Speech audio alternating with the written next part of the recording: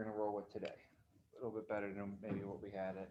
And it's a lot of playing around with stuff, guys. But all right, I could feel a little bit better about being more centered on this screen for whatnot. So welcome to training class today, and hopefully you were in the agency meeting. If you are not, welcome. What we're going to go over today, we'll spend, I'm going to try and get through the information as quick as possible. So let's say we'll spend maybe an hour on the first part, take a little bit of a break, and then we'll go into the second part. So the first part is just going to introduce you to really what you need to know before you get started, some introduction stuff. And then we'll go into understanding the opportunity, which is basically a lot of numbers. So the second part of today is going to be more numbers. So if you're not good with numbers, or the good news is it's very basic math, nothing crazy, nothing rocket science or anything. So I'll go over that and probably be using the whiteboard. I brought a marker in here, and we'll break some numbers down on the board. All right. So at this point, everybody got their license. Everybody should have their script. What you want to do is you want to make sure that you have your license number from the state. Sometimes someone will pass their test, but they actually don't have their license number from the state yet. That's what you need. And you show your license to our home office, and then our home office will give you an agent number. And then you'll be official with the company. Once you have that agent number, now you can officially submit an application through the company and get paid and all that stuff. Okay, so that's the process. I don't know where exactly everybody's at a little different spot, but I would check on that, hey, talk to your manager, say, hey, where's my agent number at? Do I need to do anything to get my agent number? I just want to get an idea when it's going to be coming. And just stay on top of your agent numbers. Quick question, yeah. Quick question. So I got my temporary from AIL. I'm assuming that's not my permanent. Is that just part of the process? They submit your temporary, you do the ethics training, you sign up to the EF, get all that stuff on your computer. Is there anything that comes after that? Or when you got a temporary what? I got a temporary agent number from AIL. Oh, yeah. After I submitted the HR paperwork and everything. Yeah, no, that should be the same agent number, I believe. Whenever you submit a piece of business, maybe that's when it turns into a permanent number. I'm not too big on the back ends of the system, of how all that stuff works, but I'm pretty sure, if you have a temporary number, you're good to go, right? All right, perfect. Now you've all of us should have our scripts, right? The script is something that takes a good 40 hours to memorize and learn. I'll just stress the importance of it for you. The script is like, if this is like your career is going to rotate around this script. So if you have the script down really good, then and the wheels going, it's going to be nice and tight. But if it's not that down so well, and it's going to be wobbly, right? So you want to make sure that that your script like verbatim, and then during the training process, we'll teach you all the nuances, the ins and outs, how to say things. Because remember, it's not what you say, but how you say it. But right now, we just need to worry about what to say. So as long as you can say the script and say it verbatim and say it almost like a robot, we'll teach you the how to position things and tonality and different stuff like that. So the better that you know the script, the better you're going to be able to teach it to other people as well. So if you're here to get in leadership and the management, if you want to grow and build an organization, I always told myself, if I don't know it that well, how am I going to be able to teach it to other people? But if I know it really, really well, then I'm going to be able to teach it to people really, really well. So you can't give what you don't have. So that's why I really wanted to master the script. It was not even for myself, because to be honest with you, I could probably go out there and just talk to people and make some sales. I got personality, you got personality, we all got personality. We can do all that, but it's not duplicable. So that's why I really stressed for myself to learn that script, because I needed to have something that was transferable and duplicable, and I could just train to someone, they could train to someone, they could train to someone. And I've seen this for years and years and years, 13 years now in July, or in June, I'll be 13 years with the company. And I've seen this system be something that's replicable and duplicable. But when people go off and they start doing stuff on their own, that's great, but it's not as duplicable. And then you can't grow that into leadership as much, right? So the script is so important for a lot of different reasons. And it works. It works. Chances are, if you're out and if you don't have the success that you need to have, chances are you're just not doing it the right way. You're probably not saying the right words, or you're not saying them the right way.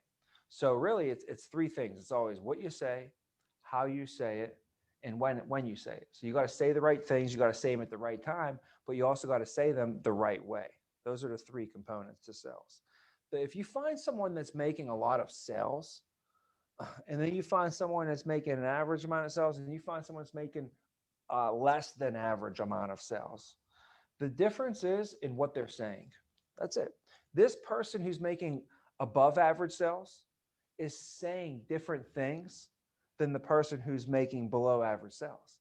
And the cool thing is, if they wanted if the person who was not having much success, if they wanted to start having the same success as them, all they got to do is just start saying what they're saying. You know, it's crazy. So it's three things. It's what you say, it's how you say it, and it's when you say that. You got to say the right things the right way at the right time. You know, there's certain times in your presentation where you're going to want to be jovial. You're going to joke around and lighten the mood a little bit, you know. And you're going to have a certain joke that you're going to have to say a certain way, you know, and that's the way certain jokes only work if you say them certain ways, you know. So you're going to have a certain joke, you're going to have to say it a certain way, but you also have to have the timing. If you don't say that at the right time, it might not hit home as well, or it could actually cause a bad effect. For instance, you know, if you're trying to set the mood and maybe, you know, talk about something serious, and you decide to say that joke, you're like, dude, I said the right joke. I said it the right way. I say, yeah, but guess what? You said it at the wrong time. That was not the right time to say that joke right there. It was a great joke. It really was. So you got to know what to say, how to say it, but also when to say it. And that's going to be practice, a lot of practice. So don't ever think like, because you did it here for 3 months, even 3 years, you're still practicing. A doctor has a doctor's what? They have a practice. So this guy went to school for 7, 10 years. They went to school for 10 years. Hey, how's it going? You didn't miss much. We're talking about the practice though. So even 3 years from now, 7 years from now, even a doctor, they call it a practice because that's what they're doing. They're always practicing. But who they practicing on? That's crazy. They're practicing on clients. That's what always like was kind of like weird to me to hear. Like a doctor has a doctor's wait, a practice? Aren't you a doctor? Why are you still practicing if you're already a doctor? And who are you practicing on, by the way? You practice on patients. So, you know, a lawyer, what does a lawyer practice? Lawyer practices law. Who's he practice law on? The people who pay him, right? So you're always gonna have to keep practicing and getting better. So the script is the first one. We got to admit somebody here. Let me get her in. Should pop up on, there we go. All right. Can you hear us?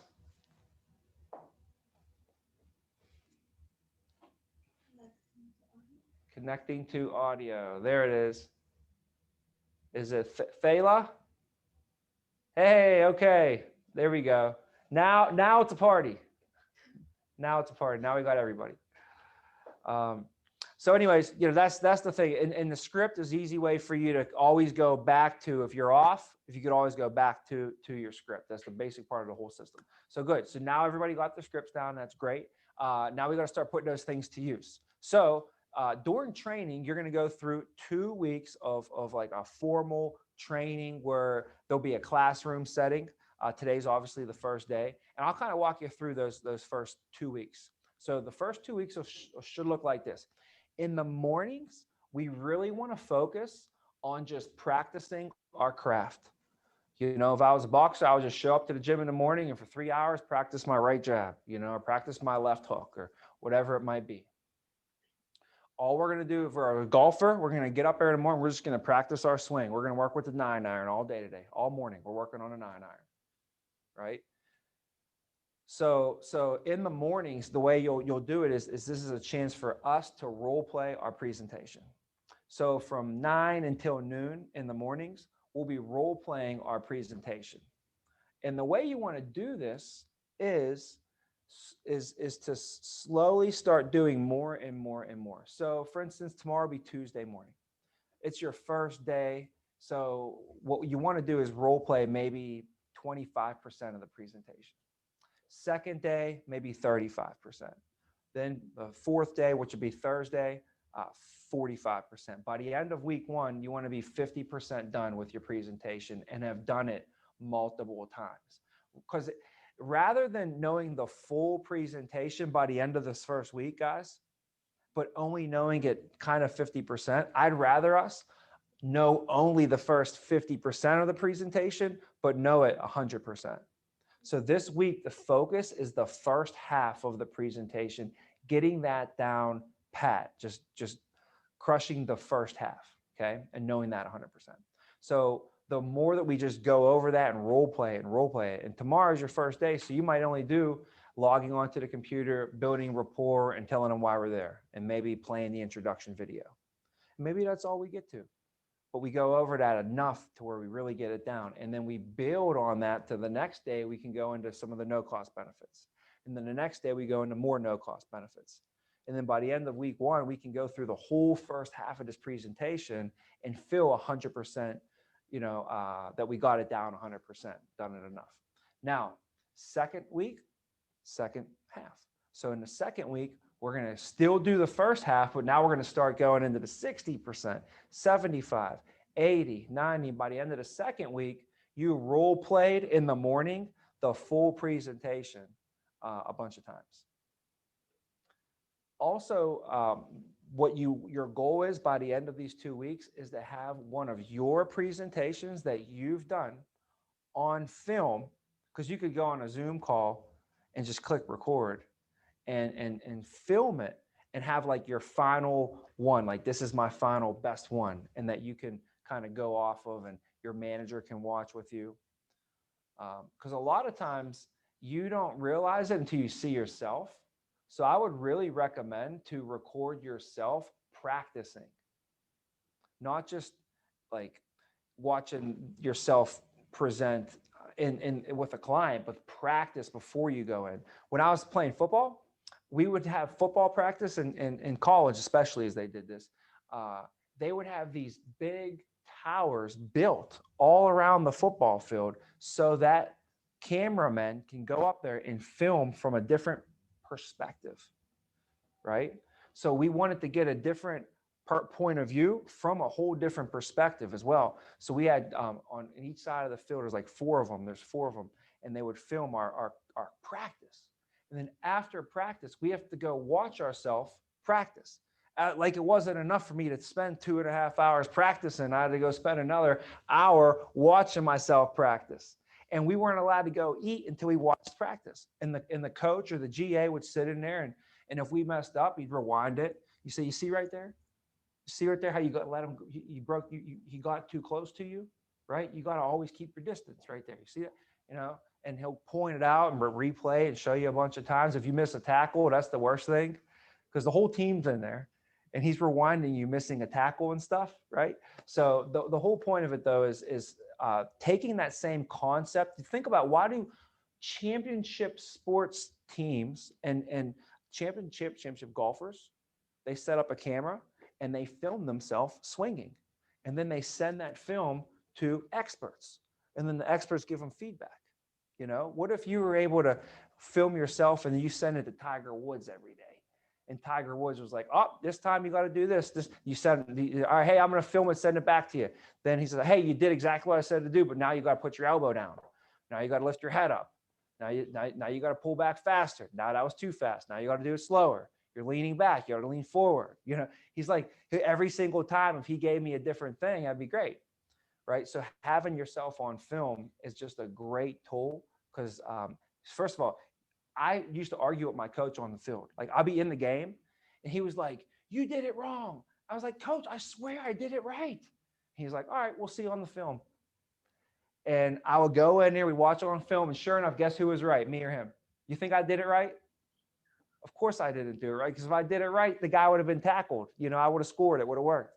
So the thing is, you think sometimes that you do it right, but it was like he put it on film, and I watched myself. I was like, oh, wow, I guess you're right. And I didn't even realize until I actually saw it with my eyes. So as painful as it may be, this is your best tool. You don't even need a coach really, because the first time I went on film, I watched it, and then my manager was like, "Hey, let me watch that film." I was like, "Nope, I already saw 10 things wrong with it. You don't even need to see this one. Let me make another one, and then we could watch maybe that one together." So the cool thing is, like, when you watch your own film, you're going to already see like 10 things that you immediately want to fix, you know? And now I'm so cool with it and I'm okay with it. But it was annoying to listen to my own voice. I didn't like the way I sounded. I didn't like the way I looked. You know, everything about it was just, you're not going to like much of it. I'll tell you that much. I didn't like much of it either. So, but what happens is you get stuck doing it all the time. And after I went on film 10 times, before I even got out on my own, I was filming myself a lot. I was like, all right, I'm used to it by now. So you get used to it. So I tell you, that is probably one of the biggest tools you can use is whenever you do any practice at all, any role playing with somebody or doing your presentations and stuff, film them as well. So you won't waste that time. You can get more usage out of that hour. You know, I could go on film. I could do a presentation right now and practice it. I'll get better because I practiced. But if I film it and then I could go back and watch that, it's like making more use of that 1 hour than that. So I just want to give you guys the best tool that I know, and they call it the eye in the sky never lies. It's the camera on you. Oh yeah. We should have. You know what? There is a here. Let me grab it for you. Extension cord. This might be long enough. No, look, I got this right here for that purpose. See this? Well, I don't know. Let's see. Like, we're definitely going to need an extension cord one day in here. Okay. So there's, Thank you so much. yeah. That's it. Perfect. All right, next thing is, so in the mornings, what are we doing? Role playing, right? And the goal is by the end of week 1 to crush 50%, by the end of week 2 to get 100% of the presentation down. We've done it a bunch of times, you know. Now in the afternoons, we're going to be in class. So this is, you know, grab yourself some lunch from like 12 to 1, and then we'll hop in here and we'll just go over a bunch of information, training, teaching. This is where we're basically going to be taking notes for the most part. Okay.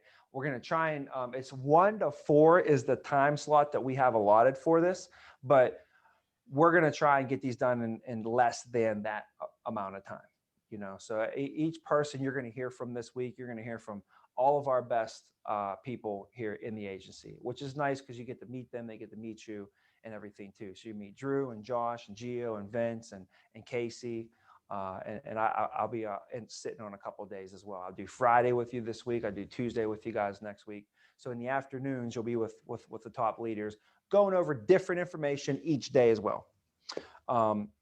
So I'm not going to go over the syllabus on what we got going on each day because that'll just take too much time right now. But each day you're going to be here from 1 to 4, right on the same call. So if you're on a Zoom call, guys, it's the same link every day. And if you're in person, we'll be right in this room over here.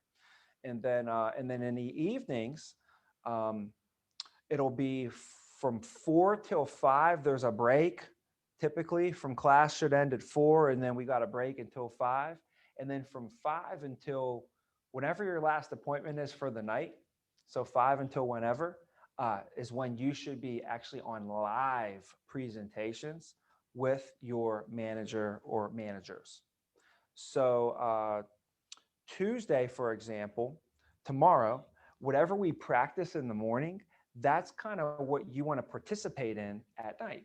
So on Tuesday morning, if we're working on 25% of the presentation, then, and you've done it in the morning, 25% of the presentation, you put yourself on film, your manager watch it and everything.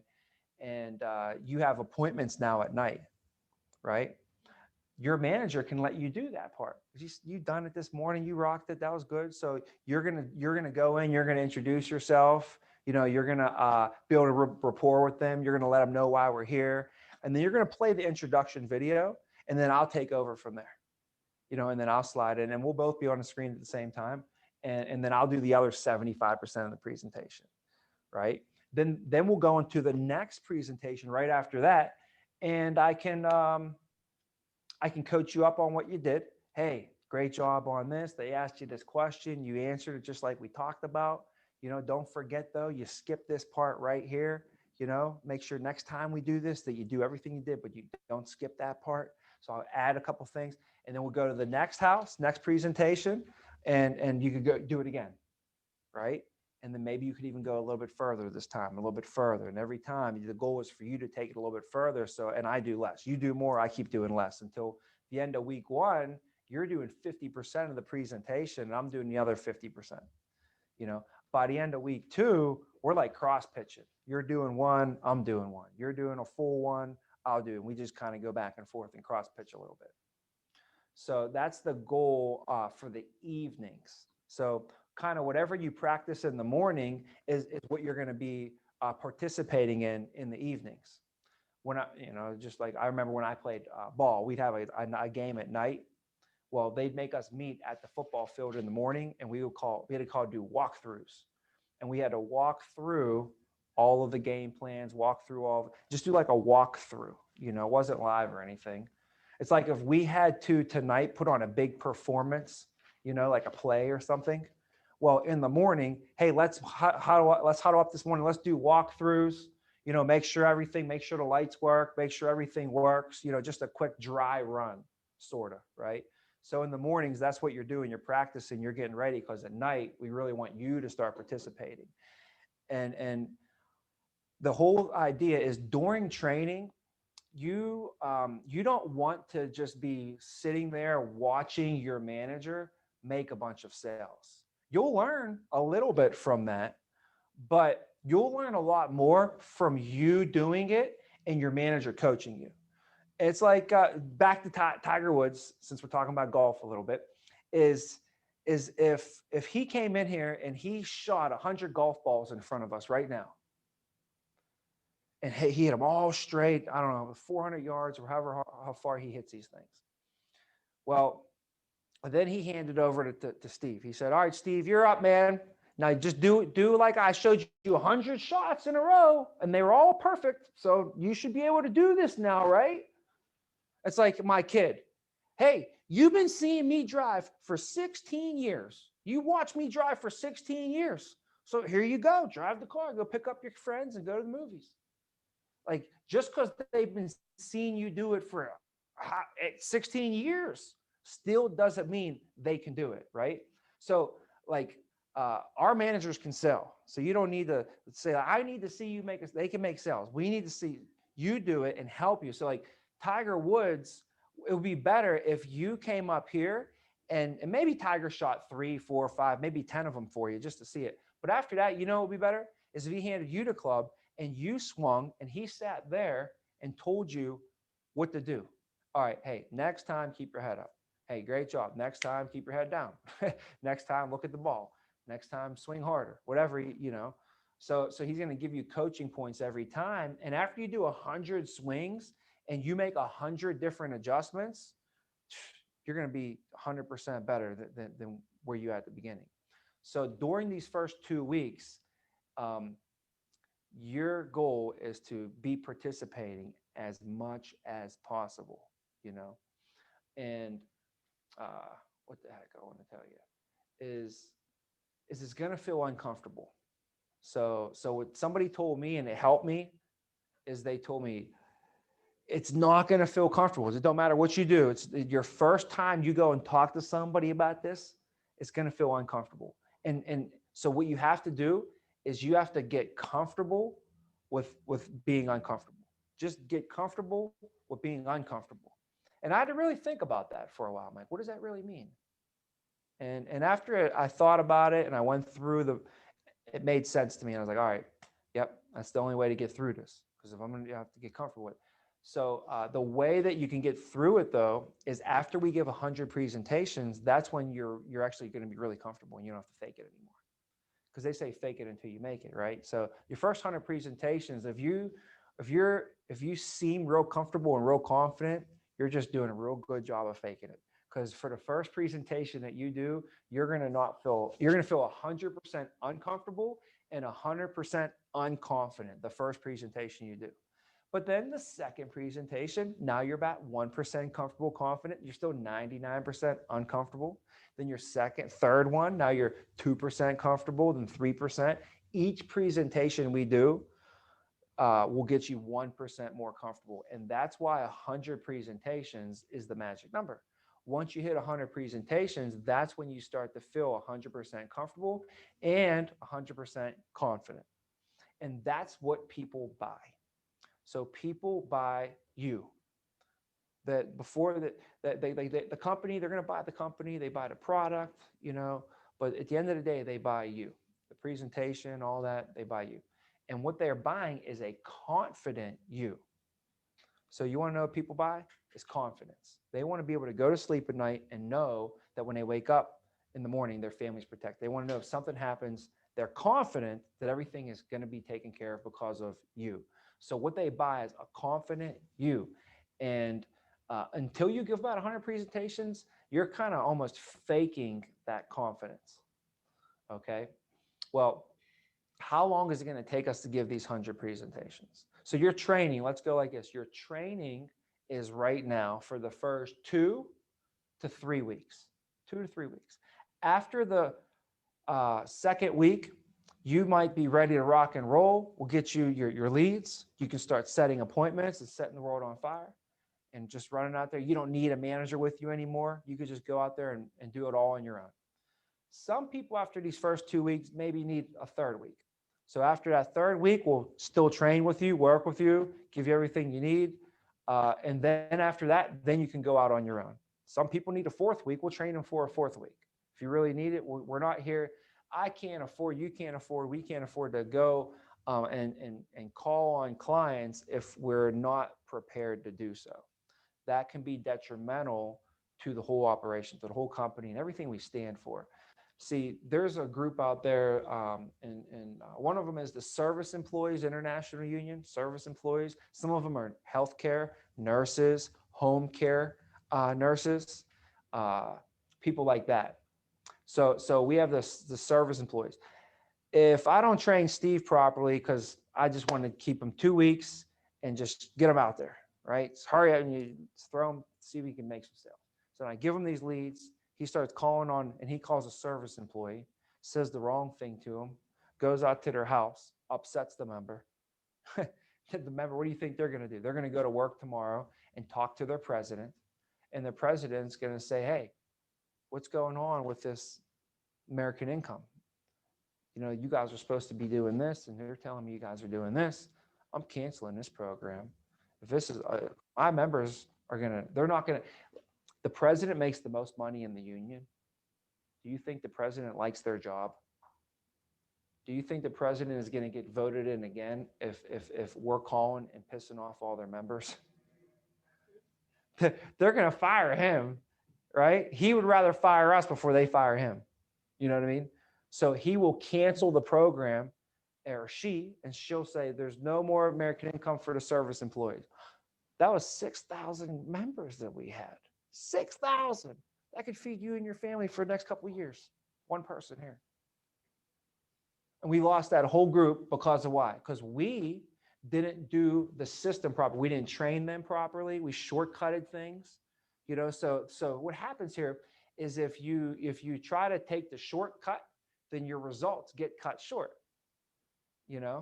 So we try to make sure we do things the right way through the training process. And if it takes an extra week, even if it's an extra 2 weeks, if we come this far, we can't afford to just, cut some corners. What do they say? If you cut the corners will cut you. You ever hear that one? So I was really trying to be very diligent on just making sure I try to be as by the book as possible. So with these 100 presentations now, how long should it take to do 100 presentations? Well, at 10 presentations per week, if we look at 10 per week, and we need to do 100 presentations, obviously, how many weeks? 10 weeks. So if we do 10 presentations a week for the next 10 weeks, we'll be at 100 presentations,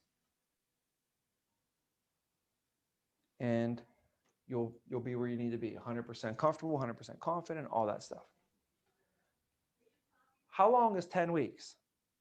How many months? 2.5, about. 3. Yeah. Yeah. 2.5. So 2.5, right?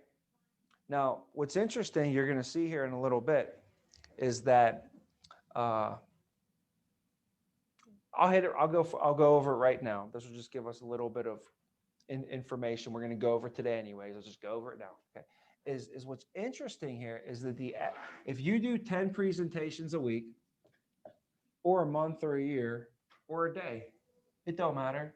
But for every 10 presentations that you do, how many would enroll? 3. That's closing at 30%. So 3 people tell us yes, 7 people tell us no. Let's just stop there for 1 second and just talk about the career. That's the career. If I could sum it up for you. You're going to talk to 10 people. 7 of them are going to tell you no. 3 of them are going to tell you yes. Check those odds. 3 to 7. That's more than twice as many people are going to tell you no as they tell you yes. More than twice. So you have to be okay with getting told no twice as much as you get told yes. That is one of the hardest things for people to handle is rejection. That's why most people don't go ask him or her for their phone number, because they're afraid that him or her is going to say what? With the word we never want to hear. No, it's going to crush my soul. No, it kills people. No. That's why most people don't even ask, is because they don't even want to get told no. Here's the worst thing about it. This is an epiphany of a lifetime I had, is that if you don't go and ask him or her for the phone number, what is the answer for sure going to be? No. No. And what are you afraid of? Are you afraid of that? No. If you're afraid of no, and that really scares you, and you don't go ask, it's a guaranteed no. So you should be more afraid to not ask than to ask. And that literally blew my mind when somebody explained that to me. Hopefully you got it. This maybe when you're driving later today, you're like, oh, I get it. But it's going to catch you. I'm telling you. You got to say it a couple times over and over. And then, you know what? I want you to teach this to somebody one day. Teach this to somebody. Like, especially if you got one of your guy friends or one of your girlfriends or somebody that you know that's on a dating scene, and they see somebody and like, I mean, go talk to her. Oh, I can't do that. Well, what are you afraid of? Well, what if she says no? Oh, let me tell you, what if she says no? I'll tell you. And you could go into the whole thing that we just went over right now. If you're afraid of no, you better go ask her, because guess what the answer is? You know, and there you go. So, but the point is, guys, we're going to get that word told to us. And the best of the best in this company, same thing. They just lasted. They were able to handle rejection. Okay. What happens though is the more you do this, the better that you get at it. The better you get at it. Last time I went in the field, I sat down with 18 people. All 18 of them enrolled. So you might start out here, but the more you do it, the better you're going to get at it, for sure. So you got to be able to handle some of that. I'll give you guys a little analogy on this real quick, even though this is not part of this is like a little tangent for us though. Numbers. If you sat down 15 families, just for you to mentally know what this is about. This is what was told to me one time. They said, what's going to happen is 6 of them are going to tell you no. 6 of them are going to tell you no. 3 of them are going to tell you yes. That's what's going to happen. But so there's 6 left. And everybody always asks that. So what happened to the other 6? Those 6 are on the fence. We have to be good enough to get 2 out of this 6 on our side of the fence. And then what will happen is you'll have 5 out of 15 enroll, and you'll be average. So the key is, 6 of them are guaranteed no's. Nobody could sell them in the world. Not even the founder of American Income could sell these people. Nobody could sell them. So you can't let the no's affect the yeses. And that's what a lot of people do. They'll get told no, and they'll let that no affect their demeanor, who they are, their presentation. They start changing their whole presentation around because this person told them no. So then when they go into the guy who was supposed to tell them yes, they give them this half-assed presentation that wasn't what we taught them to do, because they start changing stuff around, and they did it with a bad attitude. And this was supposed to be a yes, and you turned a yes into a no.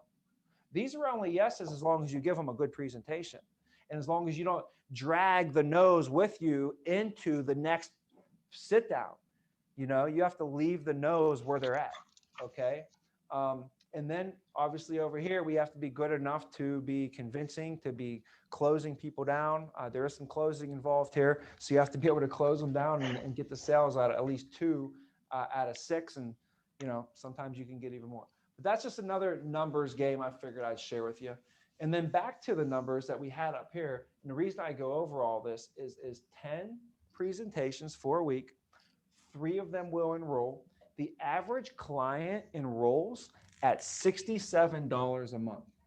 So you got 3 sales, and each sale is at $67 a month. Okay. $67 a month. If you had to sit down with a client and show them, hey, here, we're going to protect your family, everything you love, everything you care about. Okay. And it's $67 a month, $17 a week. For most families, if they had to write down their bills, where would $67 fit into their budget? Like, you sit down with a family and you say, put all your highest bills to your least expensive bills on a sheet of paper. Where would $67 fit? Would it be one of their most expensive, medium, or low third? Lower. Low. Probably lower third, right? So if somebody had their bills written from highest to lowest, $67 a month would probably be one of the lower bills, right? Yeah. Okay. Now, if they had to write down, let's write down everything that's most important to you in your life, right? And they had to list from top to bottom, highest priority to least priority. Where do you think their family would fall in there? Highest priority. Baseball card, Hopefully. baseball card, AT&T, cell phones, Uh-huh. right? They got to go to the casino, got to buy a case of beer, right? All that That's stuff. up there. Where does family fit? Top priority. Number 1 Yeah, for most 1. people, right? So what's funny though is their families are number 1 for them, okay? But to protect their family doesn't even have to be the most expensive thing.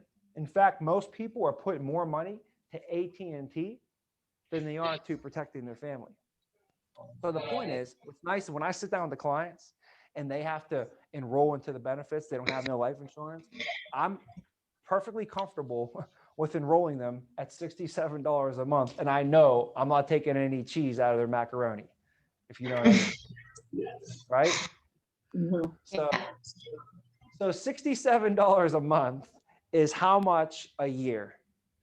Times that by 12, it's $804. Times 12 is 804, okay? That is what they pay a year. So when someone pays $67 a month, they pay $800 a year. That's the average client. The average client for us pays $800 of annual life premium. So this is called ALP. ALP. You'll hear this term a lot. ALP, ALP, ALP. How much ALP did you do for the week? How much ALP is your team at? ALP is the annual premium that the client pays. So $67 a month is about 800. So what we say is the average client pays 800 ALP each sale. So this week we did what? We did 3 sales and each one was for 800 ALP. So this week we did what? 2,400. Make sense? Okay. All right. So it's just some terminology there.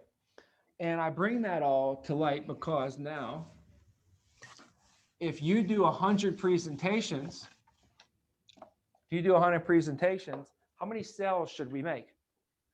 30. 30. You got it. So that'll give us 30 sales. And if we make 30 sales and the average ALP is 800, then what's that equal? 24,000? grand. 24. Yes, 24,000 ALP. And that will be over these 2.5 months, right? So basically over a 3-month time frame.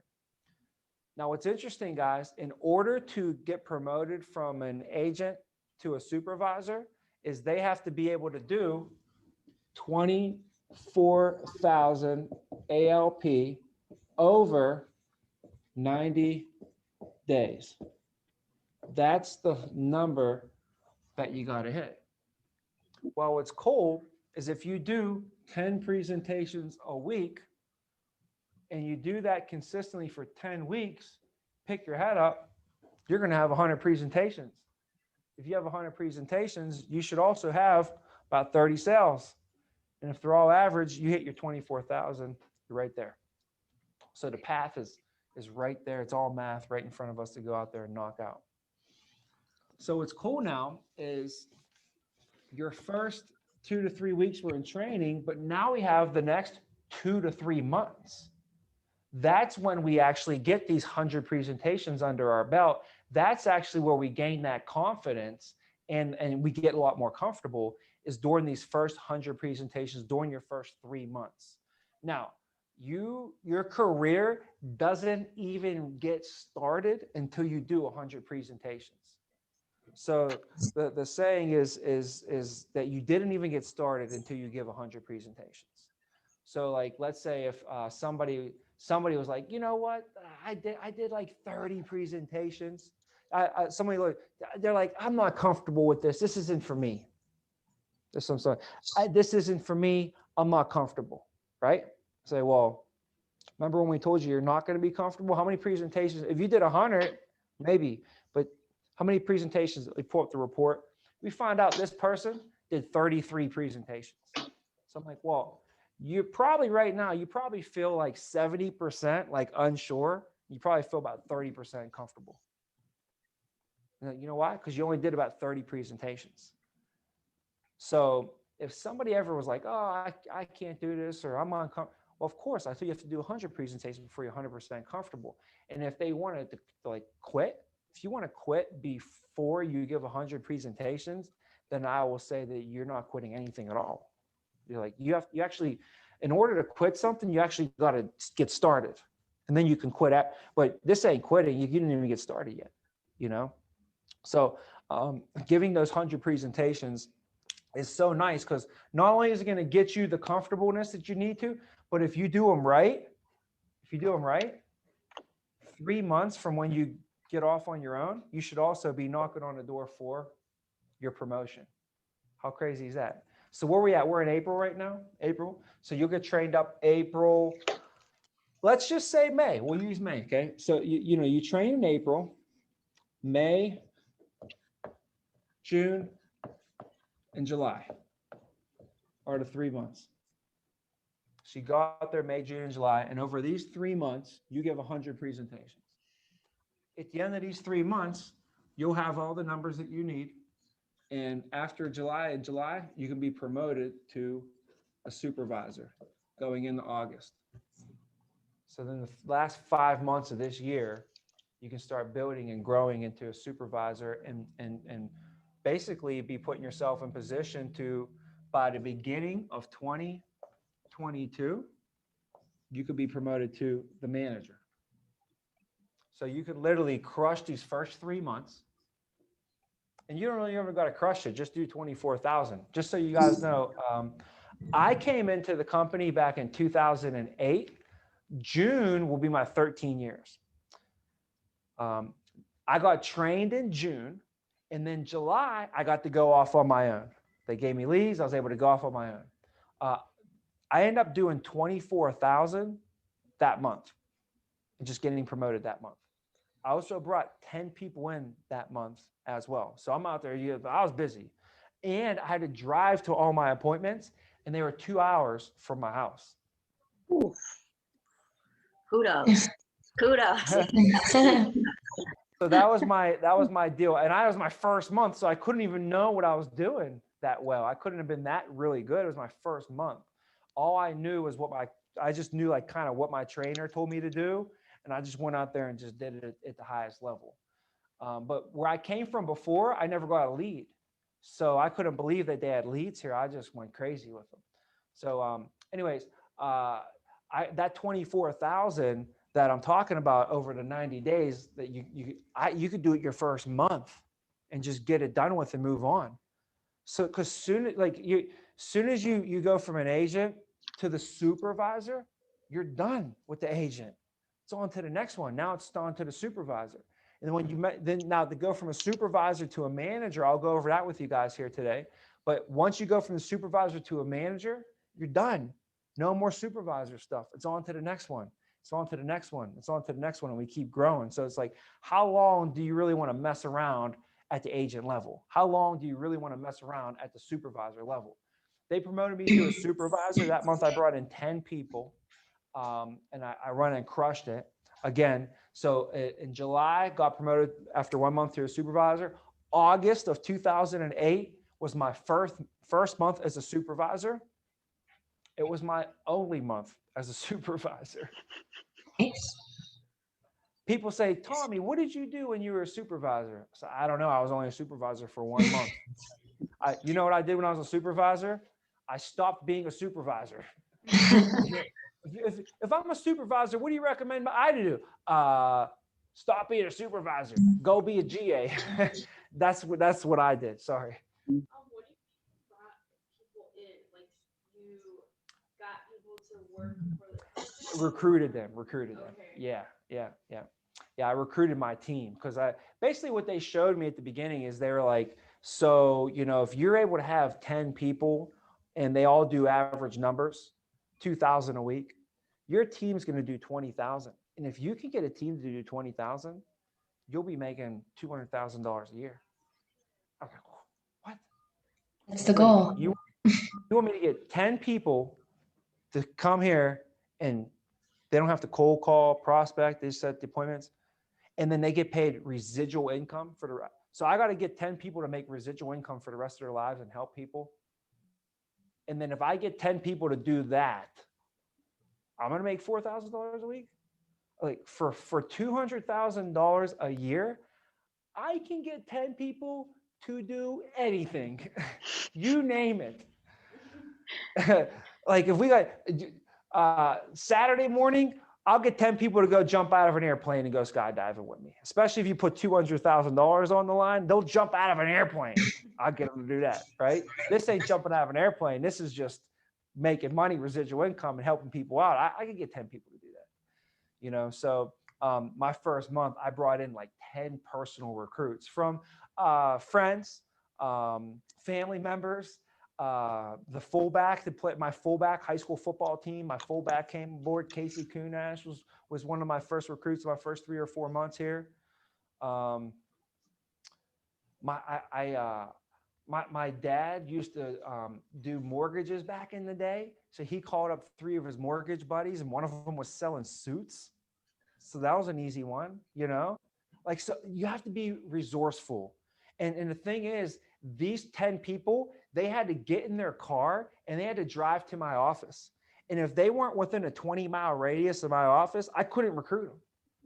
It was a pretty tough gig to convince somebody to drive 2 hours for an interview or something like that.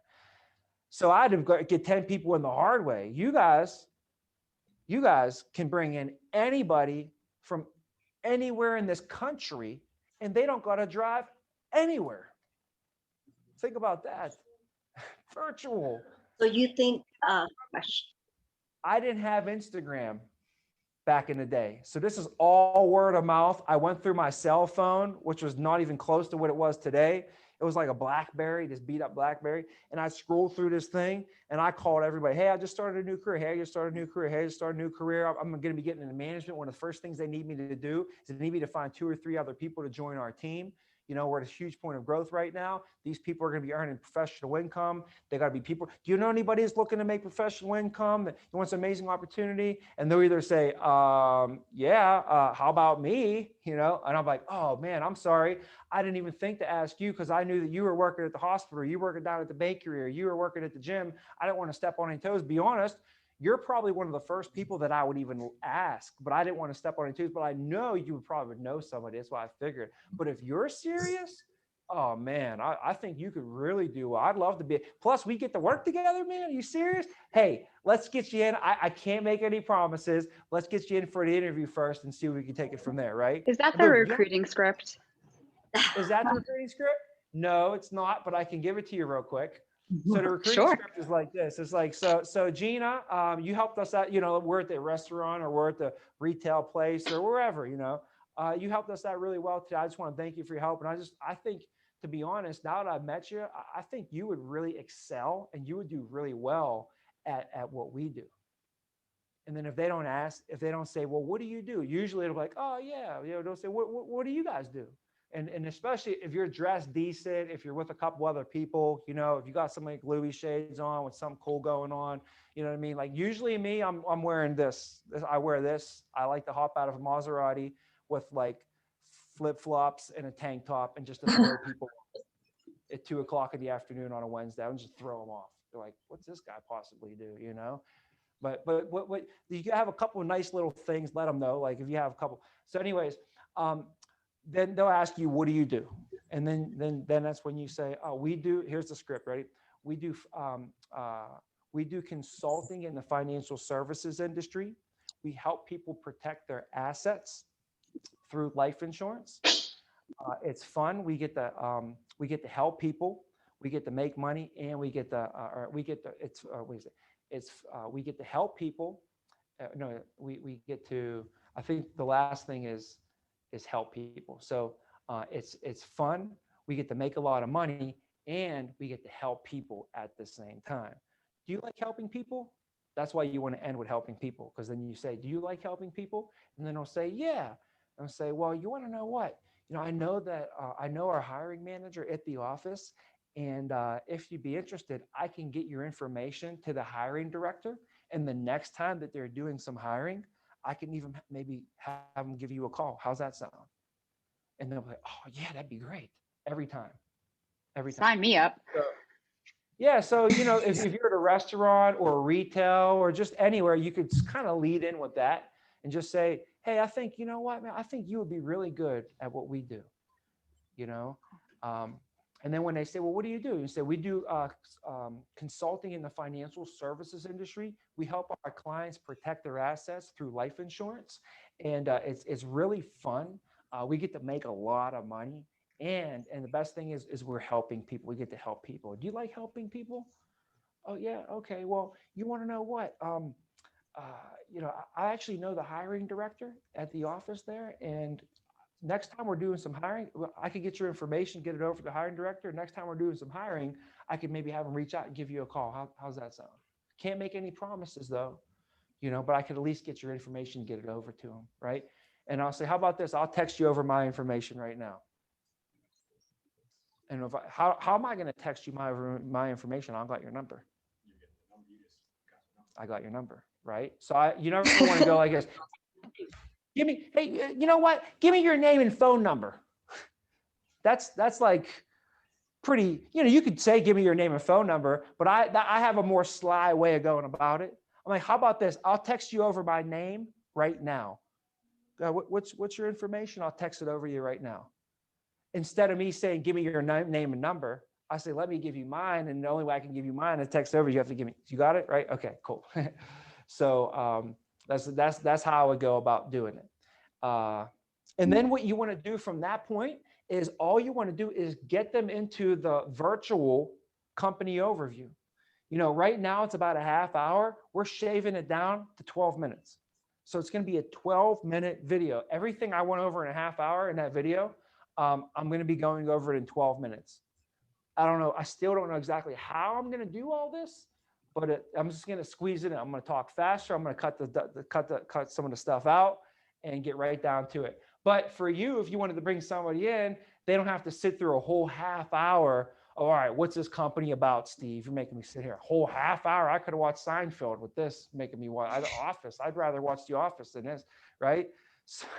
So now you say, listen, it's 12 minutes. You got 12 minutes for me? You're my best friend. You're my cousin. You're my uncle, right? My uncle told me to give you a call. You got to at least put 12 minutes in for him, right? Whatever it is, 12-minute videos. This is going to be quicker for you guys. So the key is get them on that video. And then afterwards, if they're interested, they fill it out. And then they send it in. And then from there, we interview them. We take it from there, and we can't guarantee everybody's going to, come in and want to get hired. But anyways, that's a little bit of a tangent as well. So we went on the personal recruit script, but that's good for you guys to have.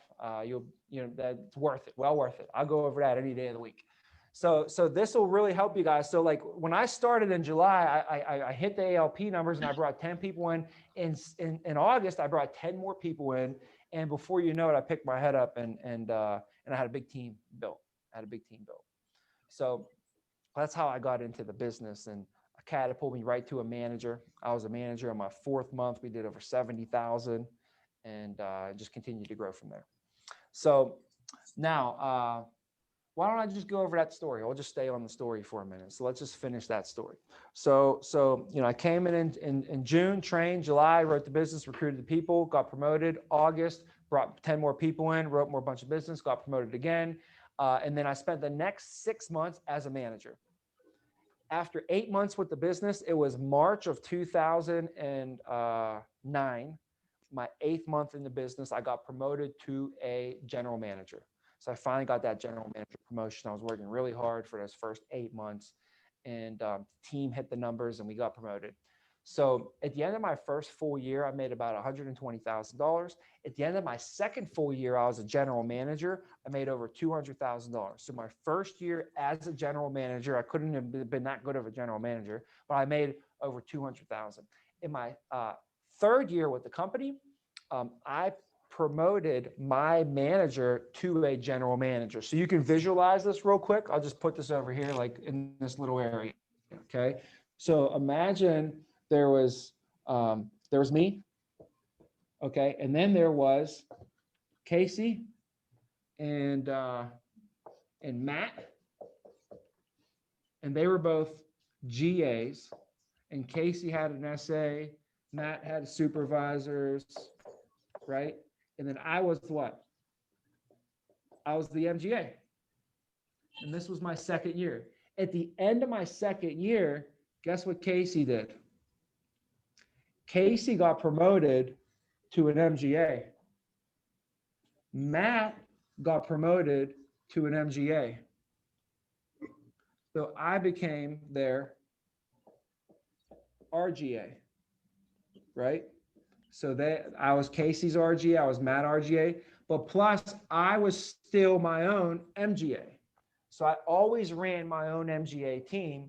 And then every now and then I would develop Steve as an agent, and Steve would become an SA, and I keep working with him. We'd set our goals, and then boom, we get you to the GA. And now I'm an MGA, you're the GA. We're working together. And then that finally comes that day, man, that big day. It's like, you know, I don't even know what you'd call it. If you're in the mafia, it's like becoming a made man or something like that. So he finally gets to the position where he goes from the GA to the MGA, right? And you're going to now run your own MGA team. I'll become your RGA, but I'm still going to maintain my own MGA team that I'm going to keep running. And then one day Alex gets promoted and now she's on my MGA team and we keep rocking together. And then she ends up getting promoted to an MGA. Now I'm your RGA, but I'm still running my own MGA team. So that's how it's always been for me for like the last 12 years.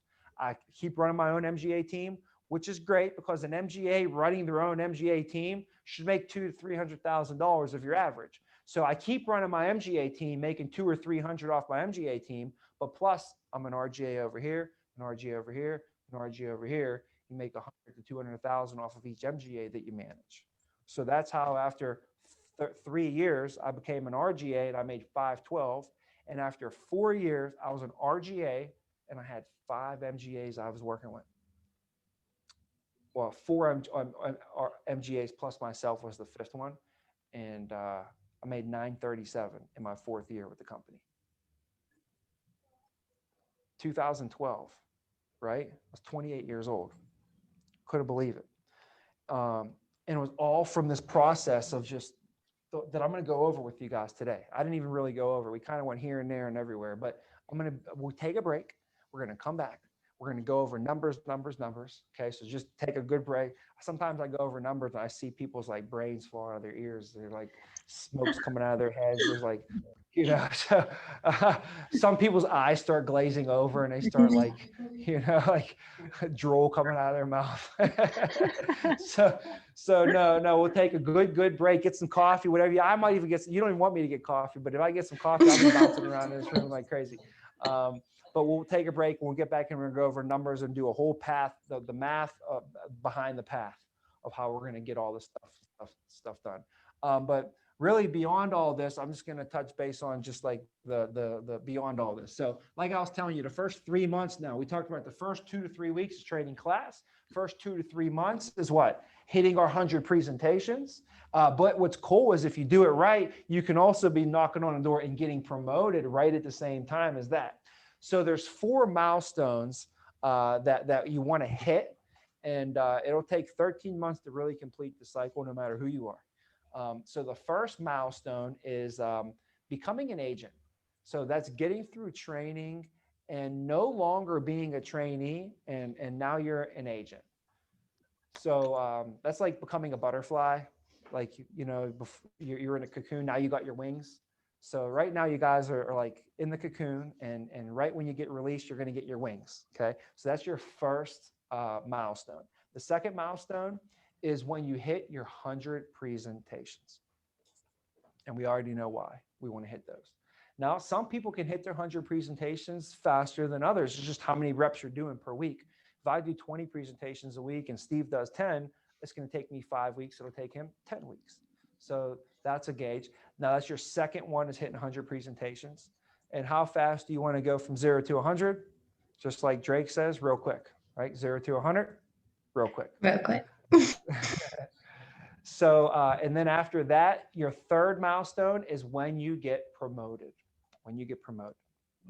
So the first type of promotion is when you get promoted into leadership. But some people never get into leadership.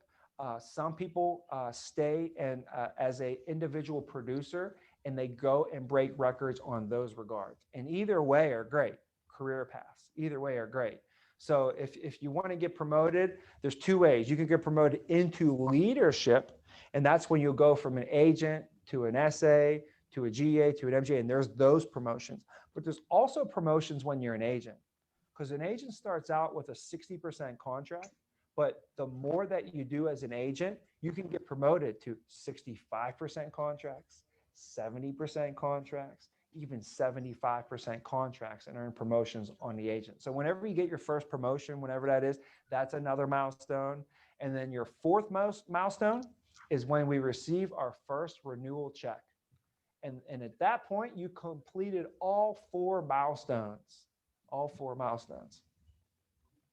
And it takes 13 months to get your first renewal check.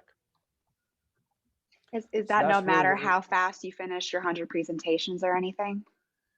Yeah, because in order for a true renewal to happen, the policy has to renew into the second year. So whenever we get paid this money, I'll go over this a little bit today, but not in tons of detail. But whenever we get paid this money, that's all first year commissions that are being paid to us. And then if you get paid on the policy during the first year, that's all first year commissions being paid to you. In the second year, as soon as it reaches month 13, now you're going to get paid every single month in a renewal off of that policy. So the first month is just going to be renewals on just your first month of business. So 13 months from now, you're just going to get 1 month of renewals. But 14 months from now, you're going to get 2 months that have been paid out.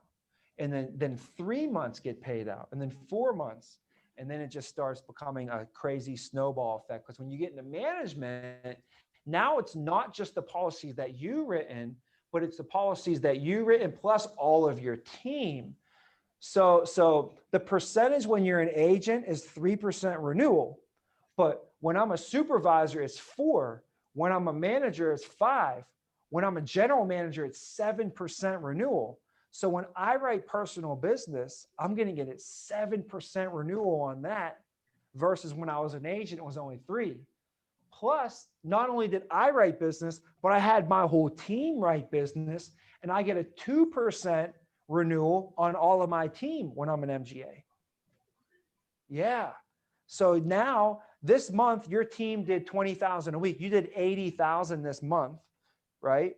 So you're going to get a 2% renewal on that for the rest of your life on this month, right? As long as they keep paying and renewing, we keep. Yes.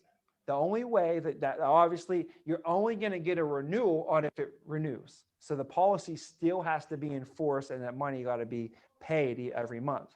And what I explained to the class the other day is that the longer that our clients have the policies, the more valuable it becomes to their family. Because if somebody's 30 and they take this coverage out and then they pay for it for $100 a month, they pay for it for a year, right? And then they cancel the coverage. They just paid $1,200, right? And what do they got? Nothing, right? So that's still, though, they might cancel, like I got to cancel, even though I'm going to lose that $1,200. But now they keep it for 2 years, they pay $2,400. Now do they want to cancel? That's even harder to cancel. Catch them 5 years down the line. If you have a client for 5 years, do you think they're going to cancel? They just paid $6,000. Oh, by the way, if they do cancel, they just lost that $6,000 they put in. They get nothing for it. And if they want to go somewhere else and get the coverage, now they're 5 years older. They're going to cost them so much more for less coverage. Mm-hmm. So the longer they have it, the more it doesn't make sense for them to cancel what they have from you. So that's why it's such a strong residual income that you guys build, that we build in this business, in this industry, is because of the nature of the product that it is. See, I have friends that are in the insurance industry too, but they're in the property and casualty side of business. All of them call me all the time and they keep wanting to get in with us. Like, I got to get into life insurance, man. I've been doing this for 12 years. I got to get no residual income. There's no residual income in that. Look it up online. The average person switches car insurance every 3 years. There's no incentive for me to keep it. It's not like, oh, I'm older and I switch, it costs. It's life insurance. The older when you switch, it's going to cost you more. Car insurance, I could switch, get a better rate. 3 years later, get a better rate. 3 years later, get a better rate. 3 years later, get a better rate. And I'm gonna go, I love you, Joe. I appreciate you, but if this company's gonna do it for $100 less, that's my family, you know? Like I got an obligation to my family. I got to take care of my family. So as much as I love geckos, like I have a gecko myself. I love geckos. They're my favorite animal, but my family gets an extra $100 if I go with the whatever this is over here. I'm gonna start rooting for emus. Okay, I'm gonna be an emu now instead of and then if they're not, I'm gonna go be a duck, right? Whatever else that. So the whole point of it is that's what it's about. So that's what people do. With life insurance, they don't do that. What's cool. So especially with us and with you, and if you have a good client base and a good presentation and everything that goes along with it. So I could go on and on and on, but we got to take a break because what I'm going to go over next is we can't just roll right into. We need a break. So let's take 15 minutes, whatever time it is, just add 15. Let's go 2:30, 2:33. We could do 2:33. We'll hop back on 2:33 and I will try and crush this in less than an hour. If you guys, we already did some of the numbers. If you guys can just run through numbers and hang on, we'll go do this in a half hour and rock it. Okay. I'll drink some coffee and get ready to go. All right. I'll clean the board. I'll see you guys in 15 minutes and we'll knock out the rest of today. You All guys right, are doing thanks, good Mr. so far. Vina. Hey, thank you guys. I do have a quick question for you, Mr. Vito. Yes, sir. For the team building being like RGAs and whatnot, are we responsible to always build our own teams?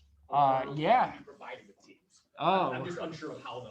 Oh yeah. So this is you build your own team here. No one's gonna build it for you. And you know what? I wouldn't even really want anybody to build my team for me anyway. You know, if you're gonna be a coach and you had to coach a team, would you want your players handed to you, or would you want to go pick them out yourself? You know, yeah. So Thank you for that. you got it. You know what? I'm gonna find out. Let's go. Me and you. In the kitchen. We have a coffee machine. There's a coffee area over there. Yeah, I'll show you.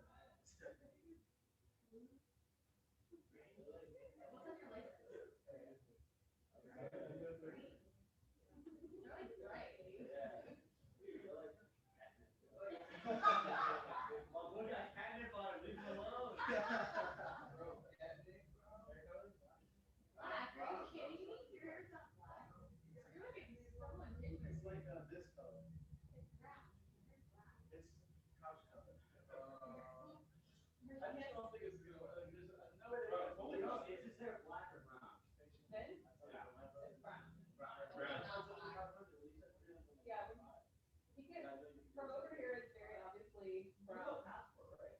No, this is like a really old one though. Oh, a passport? I just, so Matt tells me, hey, we're going to Cancun. I said, oh, so on the first.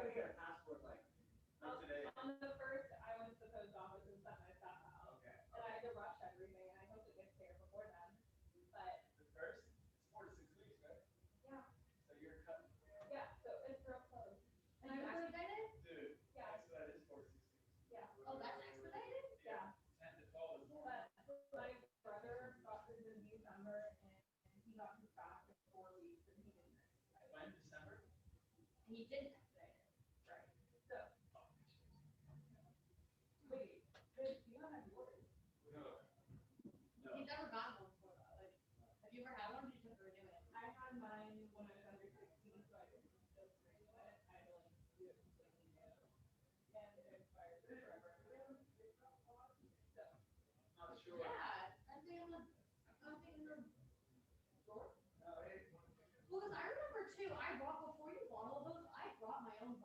and they're not in there. And I was like, who drank all this?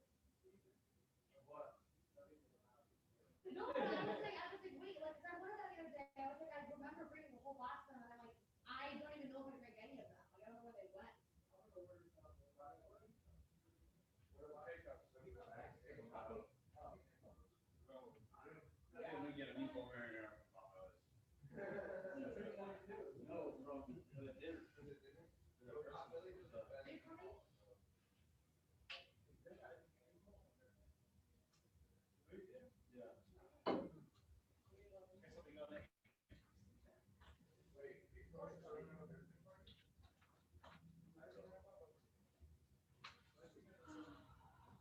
how do you feel about it?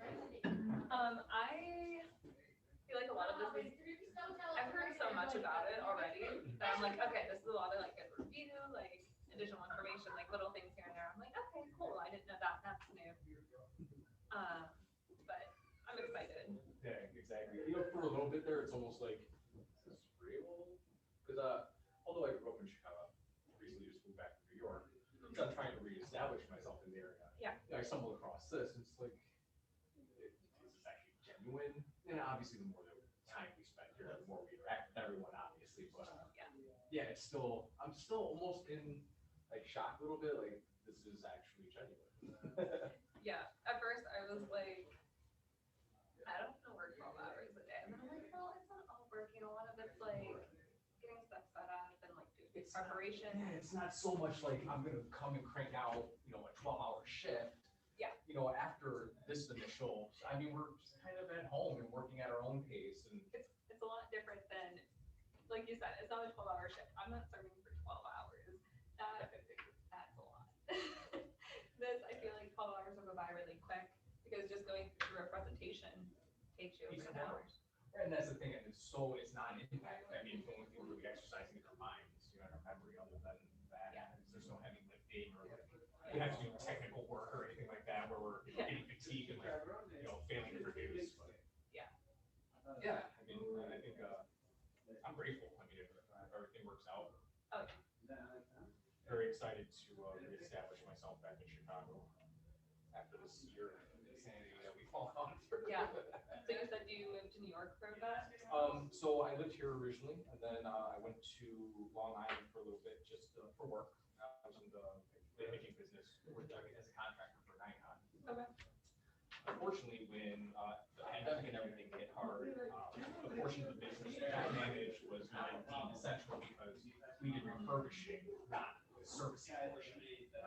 And obviously refurbishing is just for sales to customers for imaging products, where the service side, you know, police officer, stock everything, cameras and things of that nature. So we were deemed essential. So unfortunately my position was called, and flash forward, you know, about a year, here we are. Yeah, honestly, I wish I came back to Chicago much sooner, because that year of just wasting away on Long Island put me in much more detriment than I ever wanted to do. Yeah. What can you do? But hey, hopefully this helps you bounce back, get reestablished here. I mean, everyone's so positive. It's almost like as long as you just follow the instruction, it's almost like they're telling you, just do what we tell you, and you will make serious money. Yeah. And with everyone being so positive, you can't help but be positive too. I mean, you hear the announcements of how much people are taking home a week and like how excited about it is to like grow your business and work together. Yeah. That is so rare in a company where people actually Like you in the face and not like, yeah. It's like they're okay with coming in and they're, you know, they're actually accepting of the situation, not just mad about it. Yeah. Yeah, I'm grateful. We'll see what happens. Very excited about this. And I definitely want to get a lot of my family and friends to know it because my brother, I don't know if I see all the people who like to like last summer how pools, everyone wanted to get like pools. My brother was going and buying up pools and reselling them on eBay Was he and making money? Facebook. Killing it. Yeah, he was making $200 or $300 off his pool because people were paying whatever he put the pool at. Because it was lower than buying a new one anyways. Yeah, so he likes to do all these quick money little things. I'm like, hey, dude, you make so much more doing this. Like, yeah, you gotta train a little bit, but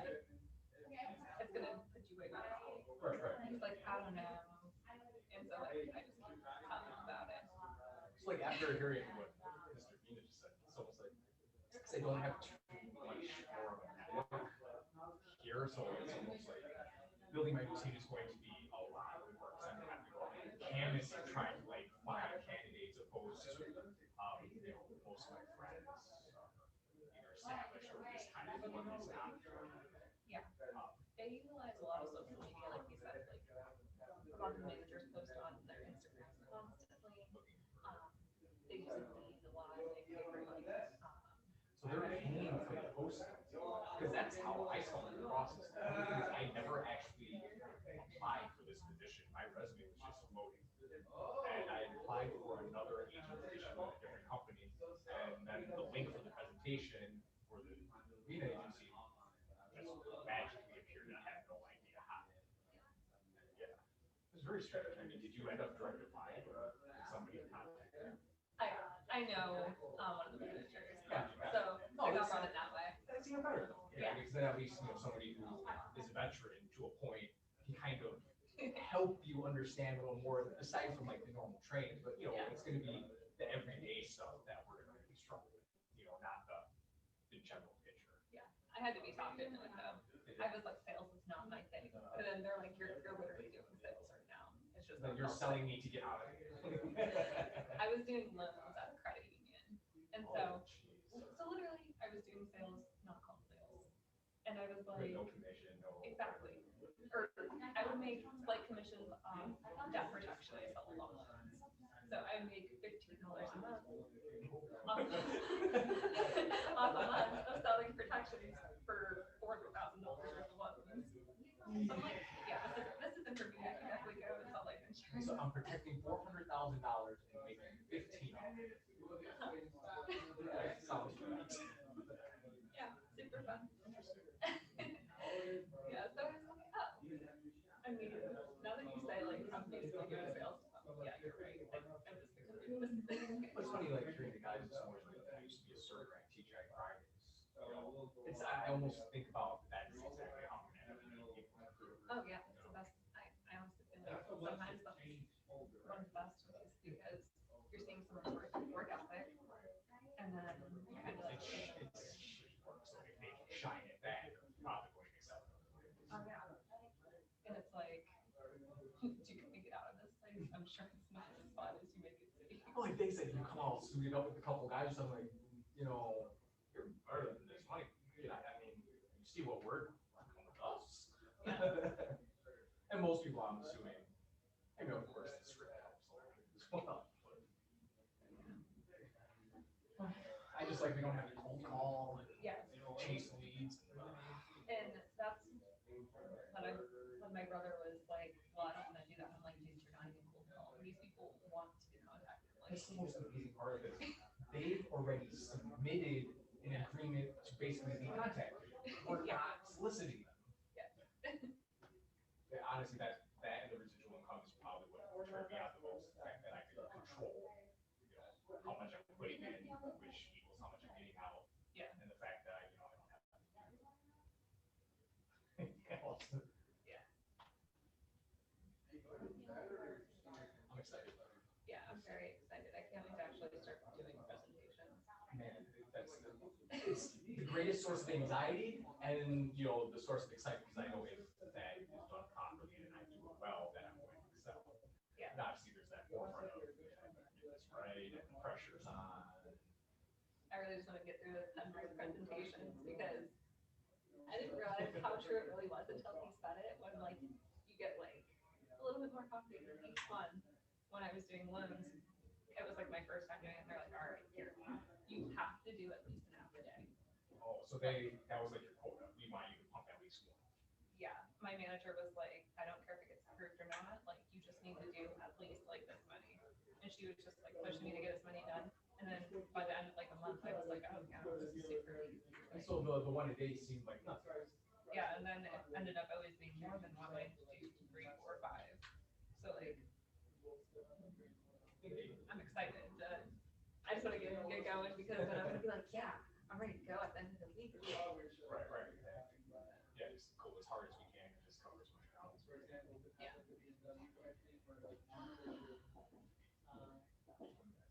Yeah, I agree though. Like, even this morning, we were doing just the phone script and just even conversations that felt much better.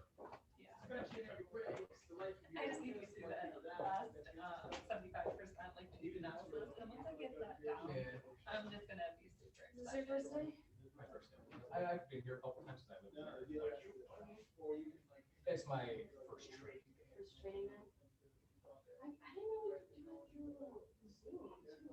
I'll tell you this, it's always an option, but speaking with you enough, that we're here is much better for us. You because learn a lot faster. that and the relationship we build with the managers who are here, there's an actual face to a name. Not that these guys don't, but there's a live human in front of them opposed to just a figure. Yeah. Because you're gonna get a lot of extra information about the people when you walk out of the meeting, or just overhearing other people's questions, like when you were asking about a team earlier. I'm like, I'm gonna listen just to hear what he has to say. Yeah. I mean, that's the thing, the main point here is for us to speed and absorb, and everyone has said, we're never going to get all this immediately. It's like, I have it memorized, it's just like, when I'm talking, I get so like caught up, and today when we're practicing, I'm like, oh, I just missed a word, and then I think about it, I'm like, God damn it, It's like the I have to timing, restart it. the timing pause to like find the Yeah. rebuttal and then to make it seamless. I think that's the hunger, right? To make it seem like you can actually start to finish verbatim without sounding like you're fumbling with something or you're. Yeah. Because when you're thinking about it, your pauses always seem longer to yourself than they do to other people. So if you need to take a second, just pause, breathe, keep going. They're probably not gonna be like, what is the spirit doing? Yeah. Because they're like, oh, that's a great question. Shit. Exactly. I think we're all experienced, and I'm pretty sure they understand that. Yeah. But from our own perspectives, we're the hardest on ourselves, right? Like, this has to be perfect. You might screw up, like, you stutter step, and you're like, okay, just reset yourself. Like, when I was studying it, I'm like, oh my gosh, I have till Monday. Like, I'm not gonna remember. So it was last week, he was like, oh, we're gonna check in just to make sure you're good. I'm like, oh, Did Jesus. you guys do the licensing recently? God, that was intense. Honestly, I'm finding the script to be more difficult than the class Honestly, itself. me too, but just the licensing, I was so stressed. I'm like, there's so much info. And then it was fine. It's like, do you even trust the information that they give you? It's like, because just like college, when you go there, you study something, bullet points, and then you get there and the information is like, but not. Yeah. And then you could have Oh, yeah. narrowed that down for me a little bit. I took a lot of practice exams, and I was really freaked out. Yeah. I had to drive from Pennsylvania here to take the exam because I As a was, resident. yeah. And so I was like, all right, it's Monday. I have to drive down. I have to take my Did you exam live here? Tuesday. I'm moving here until June. Oh, Yeah, so I'm moving here, which is why I got the resident one. Are you But going back to Virginia? Like, are you staying here till June?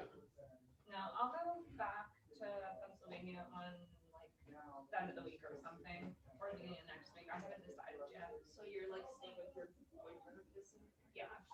So I'll be here for a week, maybe more. We'll kind of just play it by ear. No, just see what the grades and how much we get. Yeah. I don't really have any commitments to go back. Well, it's nice. I mean, at least you're not having something that's pulling you under. You like it in Chicago? You like it better here than I haven't got to experience it enough because everything. The times I visited, everything was so close. That's what, yeah. But I feel like Main ones in Woo! Vegas. You guys taking a break? yes. Are you getting your passport? Are you Oh, dude, I'm- procrastinating? Passport. Listen, miss, Why? I am trying. You need to go now. It's a problem. I already went. There's no. I have a long story I could tell you That's how about what I did. feel with my social security. Dude, it's what I'm going through right now. Is Oh no. classic my oh shit I do, Like I had an appointment way back on what was it? Probably like the 23rd Mhm. of March. Yeah. And it was on like the same day that I had to go get this Invisalign. So I was like, oh, I'll just remake this appointment later. Like it's okay. And I remade it for like the day I'm back in Pennsylvania. And then the day, is this mic on? Can they hear me? Yeah.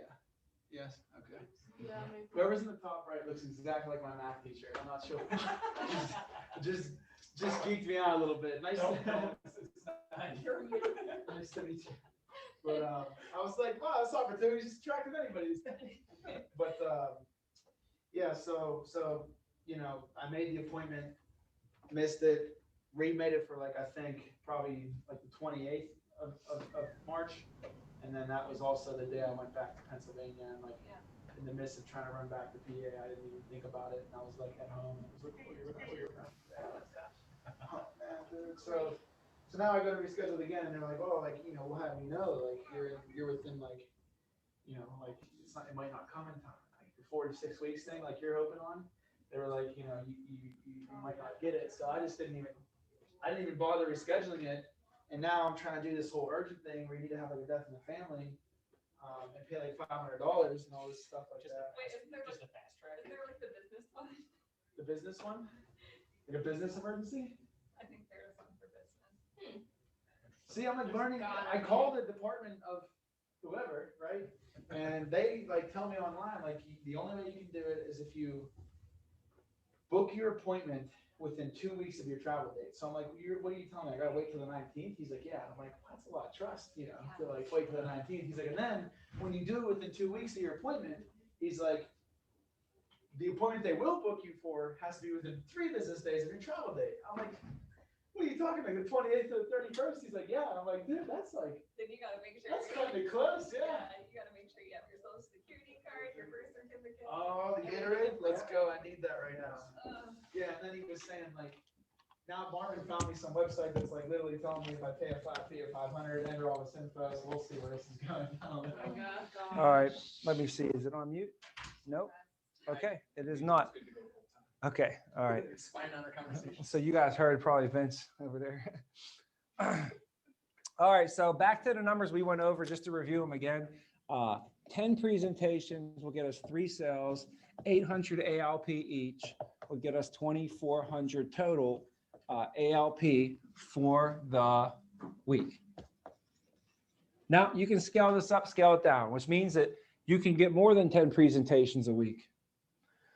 So the first thing is increasing the activity. If you get more presentations, that means you see more people. If we see more people, what do you think is going to happen? You'll sell more people. If you sell more people, you get more ALP, right? Also, we can increase the percentages, the qualities, the ratios. So 10 presentations would give a normal average person 3 enrollments. But if you can, let's just say, get better at your skills and close down those ratios, increase your closing ratio to 4 or 5 or 6 out of 10, then you're going to do the same amount of work. You give 10 presentations, Steve gives 10 presentations, right? But Alex is closing 6 out of 10, Steve's closing 3 out of 10. Who did more work? Nobody. You did the same amount of work, but she ended up getting twice the results, right? Because of the ratio, the difference. Now, another thing we could look at is after that, ALP per sale. That's the next thing you can control. You'll notice that people who are in the business longer, they end up having higher closing ratios, but also they end up having higher ALP per sale. Just think about it in baseball. Someone who doesn't play baseball that much, they probably don't hit the ball as many times. But someone who plays baseball more, they're going to make more hits. But also someone who plays baseball more is not only going to hit the ball more, they're probably going to hit the ball further as well, right? So the ALP per sale is 800 on an average. But if you ask Gio what his average ALP per sale is, his is probably 2,000, 1,800, 2,000 ALP per sale. So you can increase your ALP per sale. And if you're closing she closes 6 and her 6 are 2,000, you close 3 and your 3 are only 800, you could see the difference in who did more work. Nobody's. We all both did 10 presentations. So now it starts to get even bigger numbers. So now on top of that, and that's it. So you'd end up with a higher ALP per sale. Now on top of that though, what I wanted to go over is 2,400 ALP per week would be what we're showing here. For today's sake, everything we do moving forward, we're going to use instead of 2,400 guys, we're going to use 2,000. So for all the examples that we use moving forward right now, we're going to use 2,000. Keep in mind now, this is going a little bit lower than what we should really be at. And I rather play with a little bit lower numbers anyways, if that makes sense. Like under promising yourself almost. So when an agent does this now, we'll talk about how an agent gets paid. The agent gets paid two ways. First, they get paid their commission. Second is bonus. Let's talk about the commission. First way we get paid is commission. The agent is at what? 60% contract. For your first 45 days, we are at a 50% contract with a 75% advance. After that, we get put on a 60% contract with a 65% advance. It's pretty much the same thing, but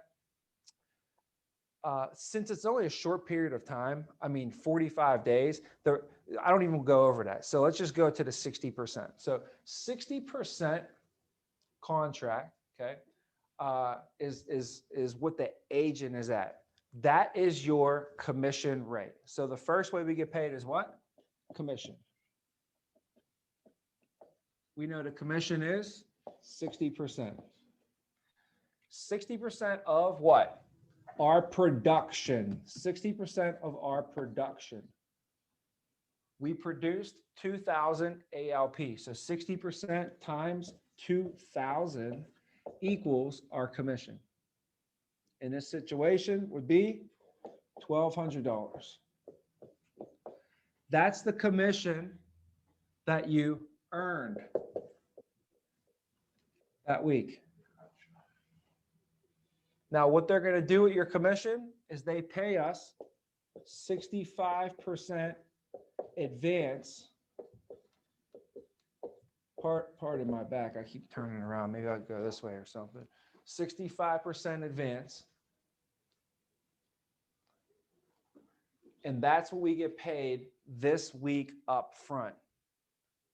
So what do they advance us this week? 65% of our commission. We earn $1,200. You made $1,200. They're going to give you 65% of that commission this week. So this would be $780.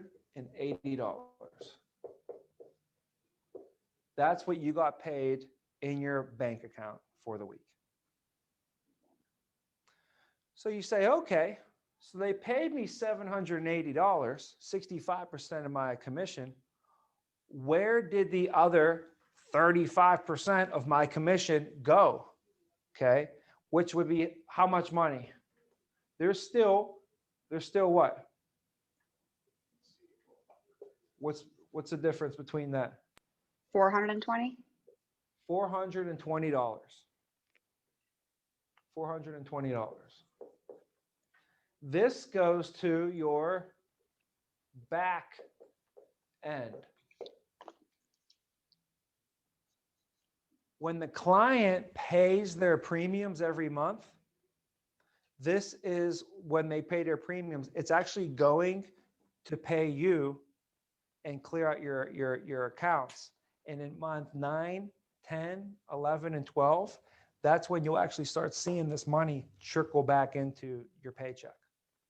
So just know that whenever you get your paycheck this week, it's 65% of your advance of your commission. That's just, you still have 35% that's still coming to you, and that gets paid out in the first year. So as long as that client makes their payments, you're going to get all of your commissions paid to you that year. And a lot of it starts coming in month 9, 10, 11, and 12. So it's like if you met a client today, you're going to get paid that advance this week. Then like a baby, 9 months later, that's when the other 35% will be coming out and get paid out to you. Now, that's in month 9, 10, 11, and 12. First year is over. The client pays again, and they pay 13 months, and that's now your renewals. That's now a renewal. So all the premiums paid in the first year, all that is just paying us our commissions. Once it hits second year, now we get paid on it, but we get paid renewals, and every single month, forever and ever and ever, we get paid renewals on that business. So keep in mind this is there, but for today, we'll just stay over here about what are we going to get paid this week, okay? What I recommend to do is I recommend to live off of your paycheck, not bonuses. Don't make bonuses part of your lifestyle. If you can live off of your paycheck and then use the bonuses for a bonus, you know, and doing bonus type of stuff, bonus investments, bonus real estate properties for yourself, bonus stuff like that, that's where you can get into a real good situation for financially. Because now what's going to cause you to do is you're like, all right, well, if I need to make, you know, $1,200 a week. I need to make $1,500 a week just so I could support my bills and my family, right? If I need to make $1,500 a week, and I know that if I write 2,000 ALP, right? 2,000 ALP is going to make me what? 780. Well, I probably need to make double this. So I need to do 4,000 ALP a week. And if I do 4,000 ALP a week, then I'll make just in my paycheck, just in my commission, at least $1,500 a week, which is right around, you know, what is that? $80,000 a year, close to that, something like that. I recommend to live off of this. And then now we get the bonuses and you could do bonus stuff with that. What happens though is people get so accustomed to living on the bonus, because watch what happens when I add this bonus into your pay. Watch what happens. People get so accustomed to living on the bonus and the pay together, it doesn't push them to thrive to do anymore. I don't need to write anymore. I got my bonus coming. And what people do, they'll write to what their paychecks, like they'll write to what they need to make their paycheck for, and then they'll kind of stop. It's that whole thermometer theory that people have. I don't know if you know the thermometer theory that they have out there, but Ed Mylett talks about it too. He says that people will kind of warm up and cool down based upon, you know, a lot of time finances, you know, like, so like if Steve knows that he needs to have 10 grand in his bank account, and once he has 10 grand, he's cool. So he's going to, but his bank account's at 6 grand, Steve's going to heat up. He's going to heat up and dude, he's going to start rocking. And he's going to get that up to 10, maybe even 11. As soon as it gets to 11, guess what he's going to do? He's going to cool back down and probably spend that extra 1,000 on something at the mall and then go right to his 10, you know? And if he heats up too much, he'll cool right back down. And if he cools down, then he heats back up and he stays at that, the thermometer just stays at that one temperature, you know? And that's what a lot of people will do is like, if they come into the business and like, I need to make 3 grand a month. So they'll make 3 grand a month with the bonus, right? You need to make 3 grand a month without the bonus and let the bonus be extra, you know? So I just want to urge you to try and do that when you plan out your game plan and everything, you know? So let's go into the bonus real quick. All right. So next way is bonus. And the bonus is, it's a long, not even that complicated, but it's a long explanation that I'm going to kind of shortcut for us today. And I'm going to give you the actual cheat sheet for this. So the way we'll put it over here, if we can see it on the board pretty good. So I'll put it like right here. So if we do 4K, we'll go like this. This will be ALP over here, and this will be bonus over here for the month. So right here is if you do 4K, your bonus is 320. If you do 6K, your bonus is 610. If we do 8K, our bonus is 940. If we do 10K, the bonus is 1300. And if we do 12K, it's 1660. And here, for every 1,000 ALP over 12, if you plus 1, you're going to plus 200 on your bonus. $200. So once you hit 12,000, every 1,000 that you do over that, your bonus goes up by $200. Just so I understand, and that bonus is at month No. So what we're going over now, this is your weekly This is bonus. the week. Yep, that everybody earns. So everybody earns this from day one.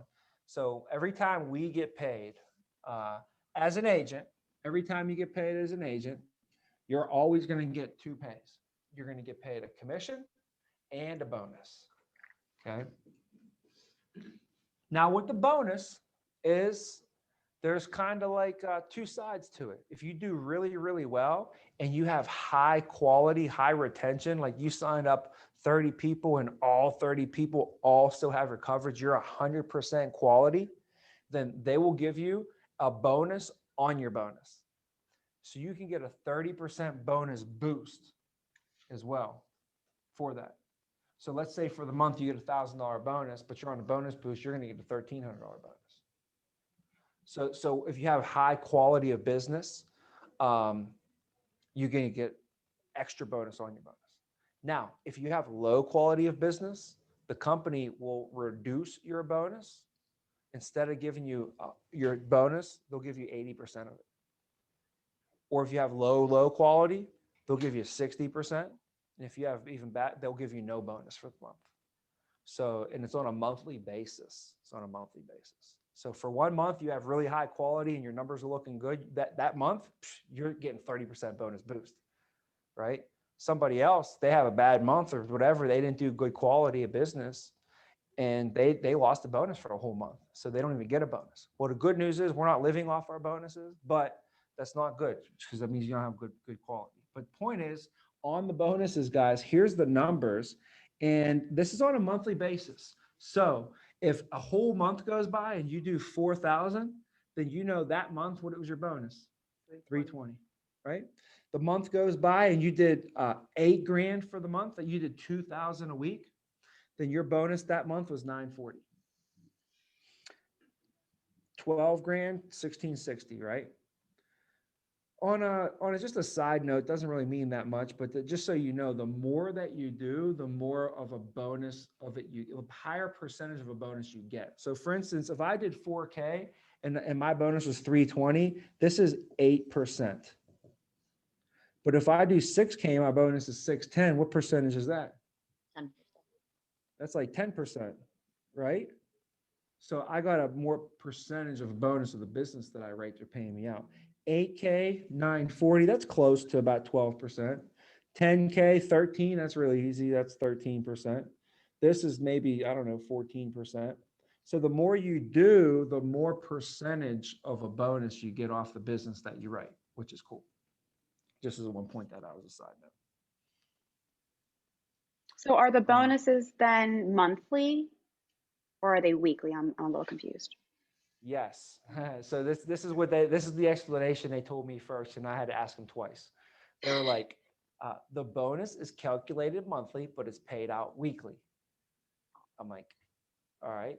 So the bonus is calculated monthly, but it's paid out weekly. So what that means is this month, okay, for instance, this month, let's just say that this month I end up doing 2,000, 2,000, 2,000, and 2,000, just like on this thing up here. We showed 2,000, right? So let's say you do 2,000 a week, 4 weeks in a row. That's the month it's over. I did 8K. I know at the end of the month, my bonus is 940, right? Week one, it's like a sliding scale. So it happens like week one, my bonus is probably going to be like $100. Week two, though, then my bonus, it's probably going to be like 240, you know? And then like week three, the bonus is like 270, and week four, it's like 300. You know, whatever these numbers add up to be. I bet it's probably close though. As long as And it adds up 940. what's that? As long as it all adds up to be 940 for the month. Well, yeah, what's going to happen is the more that you do every week, the more that your bonus is going to be each week. So it's going to get paid out weekly, every week. So week one, if you do 2,000, what's your commission going to be? 780, right? Week two, if I do 2,000, what's my commission going to be?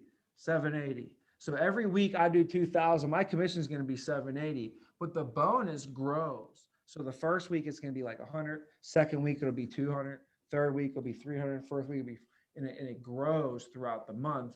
But when you, at the end of the month, no matter where you pick your head up, like I could rate 0 week 1, 0 week 2, 0 week 3, and 8K week 4. Guess what my bonus is going to be for the month?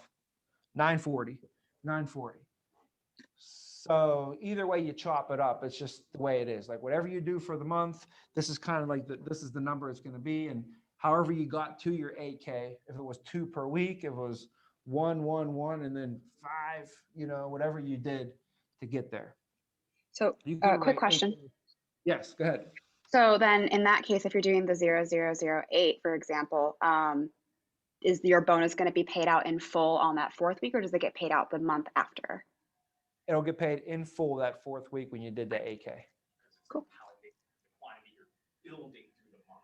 Yeah, it compounds, but in that situation, nothing compounded because she was just at 0 all month and then she just dropped it. So either way though, yeah, you'll get it every single week. You get paid your bonus wherever you're at, you know, at that stage of the month.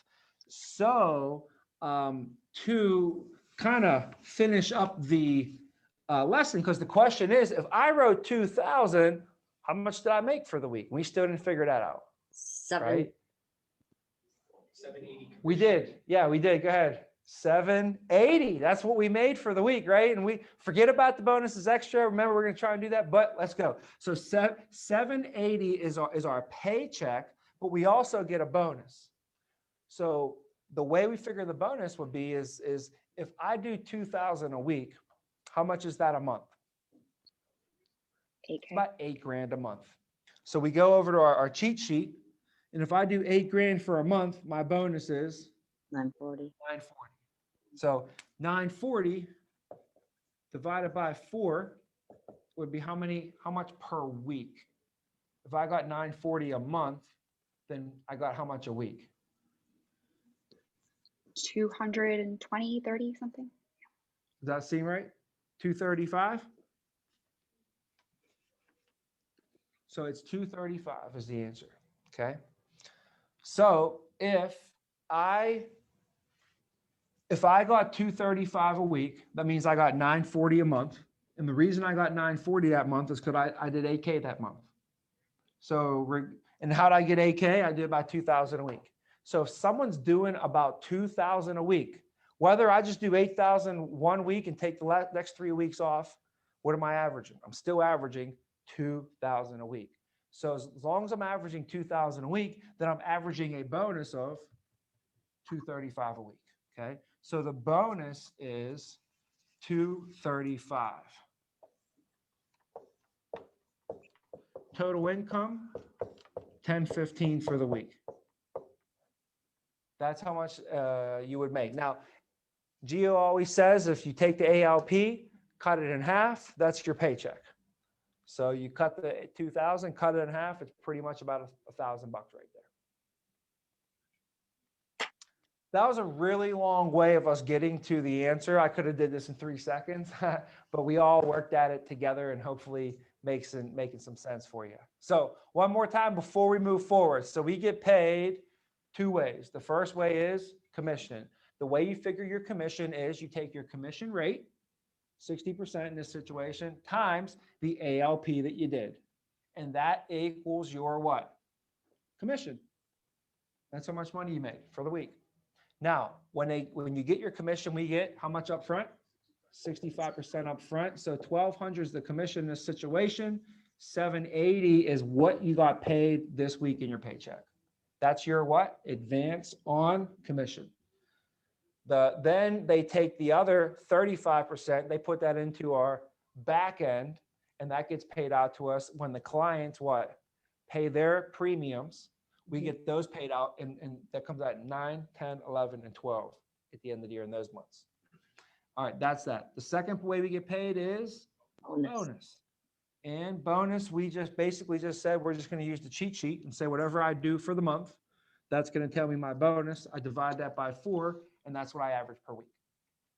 This situation, 2,000 ALP is 8,000 a month. 8,000 a month is a 940 bonus. And we did 940 over the course of a month. is $235 a week. So that's the bonus, and the pay was 780. So the total income was 1015. 1015. Okay, any questions on that? No? I mean, it's a What's that, Gina? So I was gonna say, so on top of the 1015, of course, you're also getting the back end paid out month 9, 10, 11, 12, right? Yes. So on top of that, there's still $420 right there. Okay, this is huge. That is, see, this is what there's a guy with our company. His name is Mark Zipper. Mark Zipper, he wears these t-shirts that says #MLR, and he calls it the miracle of renewals. He's been retired for the company for 20 years. I went to the founder of our company, Bernard Rappaport, passed away in 2012. I went down to Texas and I got to go to his funeral. And the one night before the funeral took place, we went to dinner and with some legends. And then Mark Zipper came to dinner. I never met him before. First time I ever met Mark Zipper, you know. And he came to, and he was wearing these Louis Vuitton like loafers. And it's the first time I've ever seen Louis Vuitton loafers. I was like, those things are sharp, you know. And he just starts talking about how he was this SGA. I was like, I don't even really heard of this guy before. Find out he's like this legend. He's the one who created the, you know, freedom of choice certificate and all that. But he's been retired with the company for 20 years now and still gets, you know, over $100,000 a month in residual income. He's living his best life down in Florida. I'll tell you that much, you know.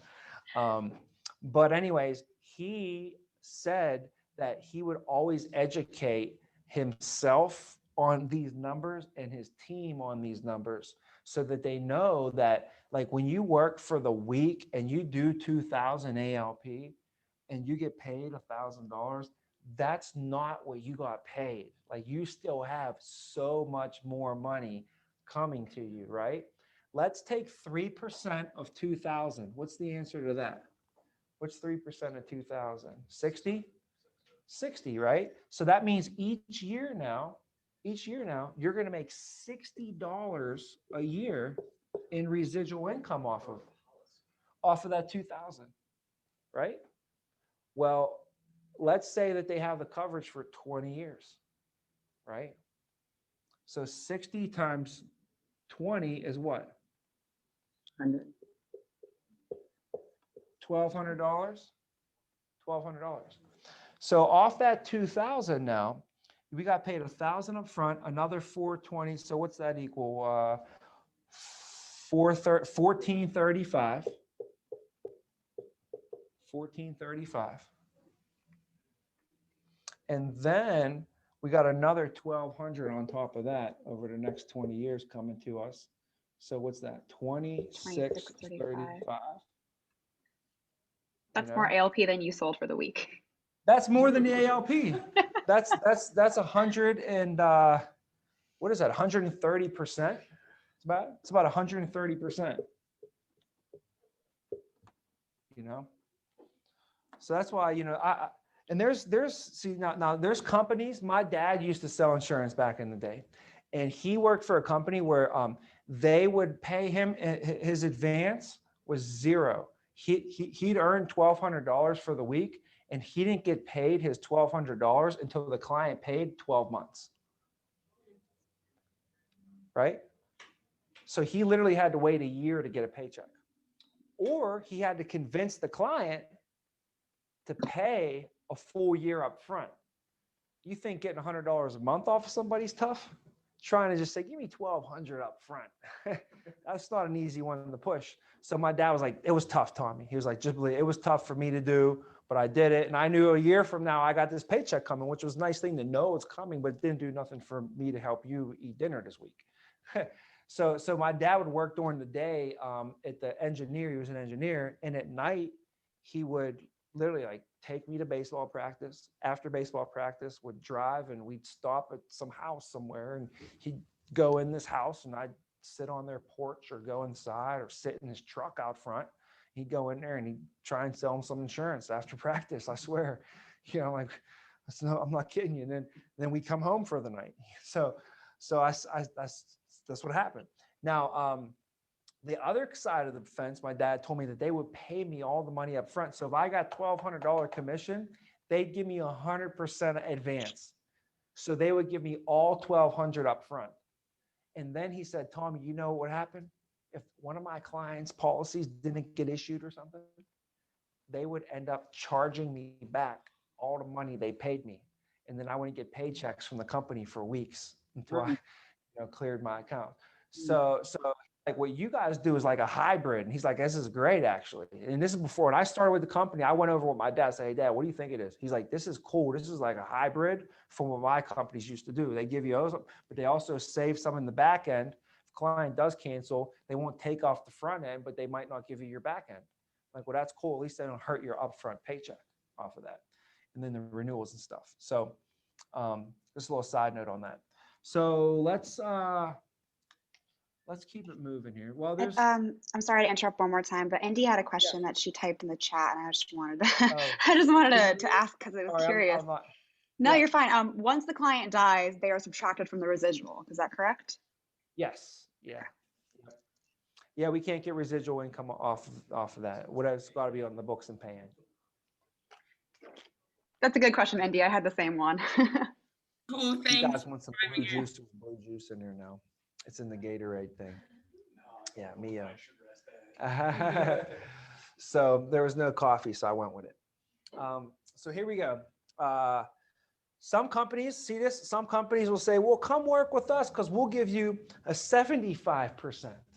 I'll give you an 85%, right? They might try and dangle these high contracts in front of you to make it seem like it's better, but then you got to pay for your leads. There's no bonuses, right? The advanced system's way different, and there's no residual income. There's no support. There's no leadership. There's no nothing. So 100% of nothing is what? Nothing. Nothing, exactly. So, I'll tell you this, man. I promise you, if there was something better out there, I'd be doing it.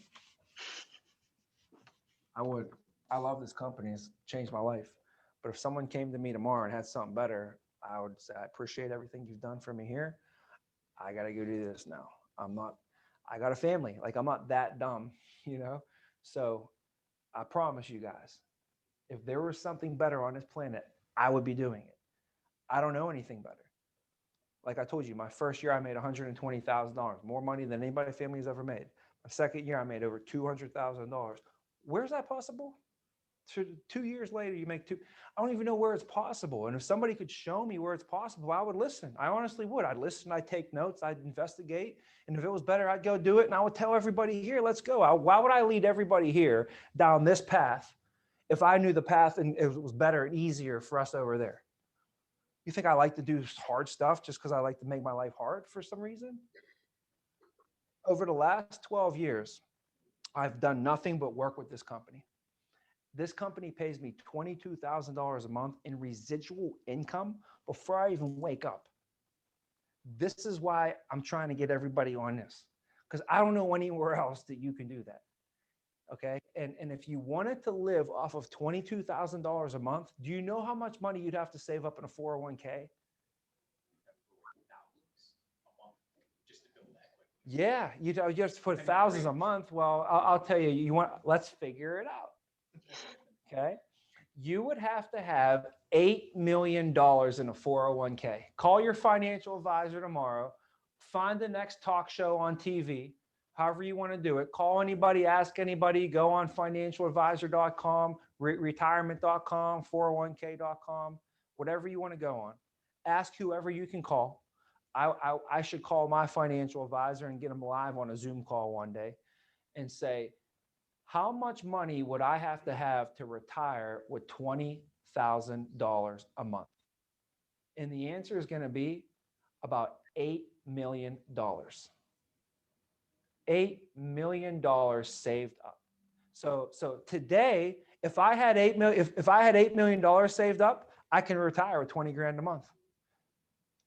Anybody, Alex, if you had 8 million, you could retire 20 grand a month, right? And how long did it take Alex to do that? Remember how long it took? 12 years. 12 years. So 12 years divided by 8 million is what? or 8 million divided by 12, 8, 1, let's do it real quick. Take 8 million divided by 12 years. We'd have to save $666,666 a year. Divided by 12, we'd have to save $55,000 a month. So yeah, a couple grand. A couple grand a month. Every single month. That's, I mean, basically you're looking at 15 grand is like $14,000 a week. You'd have to save $14,000 a week every single week for the next 12 years. And if you did that, you can pick your head up, you have 8 million saved up. And if you did that, you can retire with 20 grand, right? But you can't have no fun for the last 12 years. You ain't gonna be able to make no money. You're gonna have to save it all. Can't go on vacations. Think about that. So the cool thing is for me, guys, is I got to make money the whole entire time. And then you know what happens is when people retire, like you don't get your retirement money until when? Retired. Until you retire. You don't get your retirement money until you retire, right? Guess what I've been getting for the last 12 years? My retirement money while working. After 1 year, I start getting like $1,000 a month. After 2 years, I was getting like $2,000 a month. After 3 years, I was getting like 3,500. 4, 5, 7 years went by, I was like 10 grand a month. 10 years went by, it was like 18 grand a month. 12 years hit, it's like 22,000 a month. While you're working, you're getting that, you know? So it's magical. It's crazy. You know, I can't even put it in the words, you know, what it really can do and the power that it has. And like the power of my residual income is the same power of having $8 million saved up. So you stick with this deal and you do it the right way. And it's not a matter of if, but a matter of when. Like somebody said to me, like, man, that'd be great. You know, if I could do that, that's going to be wonderful. And I say, it's not a matter of if, it's a matter of when. But it's not. So you mean to tell me you go to the gym every day, you do everything that your trainer says, and man, if my muscles get a little bit bigger, that's going to be awesome. If you go to the gym every day and you do exactly what your trainer tells you to do, and you eat what they tell you to do, it's not a matter of if you get in shape. It's going to be when. So I'm telling you, if you do this deal and you apply the systems and you do what you're supposed to do, you do it the right way, it's not a matter of if, it's just a matter of when. It's going to happen eventually. It will. You're going to get there. So if you're here for 1 year and all you're getting is $250 a month, that's the same thing as having $100,000 in a 401k. Just so you know, $100,000 in a 401k, if you retired today, they would give you $3,000 a year, which is $250 a month. If you have $1 million, you can get $2,500 a month. So if you have 10, you know, and that's why I'm saying, if you have $4 million, you could get $10,000 a month. If you have $8 million, you could get $20,000 a month. So that's where these numbers come from. I didn't have to save any money in order for that to happen. Think about that. I didn't save a nickel. You literally can go for the next 10 years and just, what do they call that? YOLO, right? You only live once. Yeah, you could just go and live your life, go on vacation. You know what other people can't do? They can't, and do it and be cool. Like my dad was like, all right, we either take the flight, go to Florida, cost me an extra $2 grand, or I retire one day. What should I do? Take the family to Florida or retire one day? What's he going to do? So he goes like this. We're going to get a minivan and we're going to drive to Ocean City, Maryland. Ocean City, Maryland. Yeah, you know, that's what we did. And it was great. You know, when you're a kid, you don't realize what was really going on. I'm older now. I'm like, all right, my dad had a real tough decision. It was like called a rock and a hard place. And that's what my dad was right in the middle of that. And that's what everybody else is. So I was so worried about saving for retirement. One day, one of my mentors told me, he said, what are you worried about saving money for retirement, dude? Don't put no money in no retirement accounts. You can't touch that till you're 59 and a half. Do you want to, so he said, your retirement's taken care of.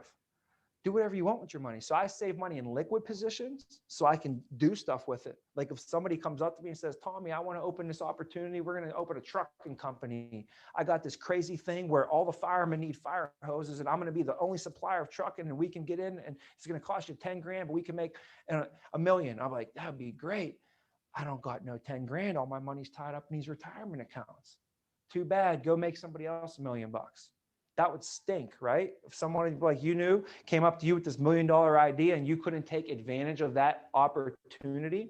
So I set money aside in liquid positions just for opportunity costs. Because I don't want somebody to come up to me. I know one day I'm going to meet somebody because you know why? Because I talk about it, and I think about it, and I pray about it, and I look around and I'm searching for it. If you don't look for a red car, you're never going to notice a red car drove right by you. Right? If you're not looking for opportunity, you're never going to see the opportunities that walk by. I'm looking for opportunities like a head on a swivel all day long. I'm moving into North Barrington. There's not a house in that place that ain't under $1.5 million, $2 million. Frank Thomas lives right up the street. I moved. How many $1 million opportunities you think I'm going to just rub elbows with at the country club over there at the swimming pool or something, walking down the street with the kids, riding bikes? There's 420 homes in this neighborhood gated community. There's a guy that drives around on a SUV and make sure there's a police that drives around my neighborhood. Like, you know, I grew up in the bottoms, just so you know. So police drove around my neighborhood, but for different reasons when I was growing up. So now it's different, it's gated. But the whole thing is the financial aspect of the residual income and how powerful it really is for you. You know, it really is. I'm telling you, there's nothing, you for the next 10 years, 20 years of your life, 30 years, you could just spend all your money that you make and know that your retirement is set and it's going to be better than anything you could ever save, right? I don't recommend to blow all your money by no means. That's not what I'm saying. I'm just saying, I guess, metaphorically speaking, if you want to call it that, whatever, save your money, okay? But all right, so back over here though, we're good on this stuff. I'm going to clear this out and let's just fly right through it now, okay? Now that we know how this works, it's all the same, all the way up now. So what I mean by that is, you get paid two ways all the way. Okay, so you're an agent. What's after an agent? Supervising agent. Supervising agent is 62.5% contract. So the difference between these two is 2.5%. So now, if you're a supervisor and you have an agent, let's say you have 3 agents, and each agent does 2,000. So we had 3 agents, each of them do 2,000. Team did what? 6,000. Now, when we're a supervisor, we get paid 2 ways. The first way we get paid is Commission. commission. Commission is going to be the difference, because remember, the agent wrote business and got paid all the way up to 60%. But after that, the supervisor comes in and they capture that override of 2.5%. So the commission for the supervisor is 2.5%. And we times that by what? 3. AL. Oh, Yep, ALP. So we always times the commission rate by the ALP, and that tells us our commission pay. So 2.5% times 6,000 would give us our commission pay of 2.5 times 6 would be $150. That is our commission earned. Commission earned. And we know with our commission earned, we get what? 65%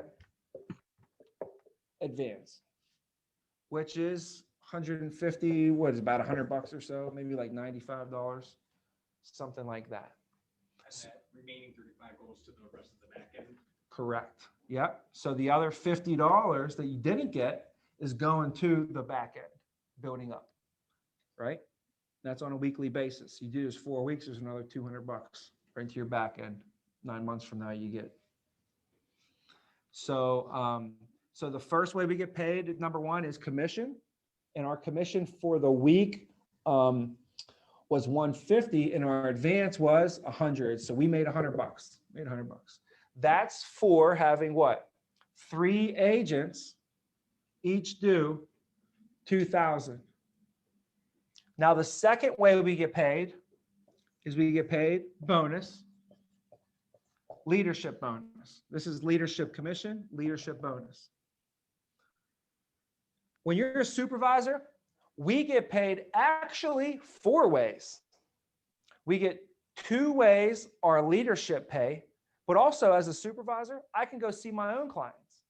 So I still get my personal pay and I still get my personal bonus, but also I get my leadership pay and then the leadership bonus. So we really get 4. Right now we're going over leadership pay and now leadership bonus.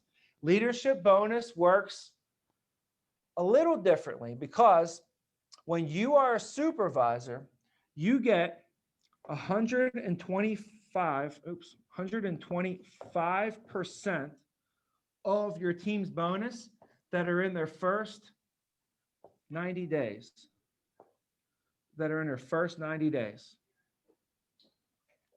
Now, you get 25% of the bonus if they're 90 days plus. So if they're out of their first 90 days. Okay.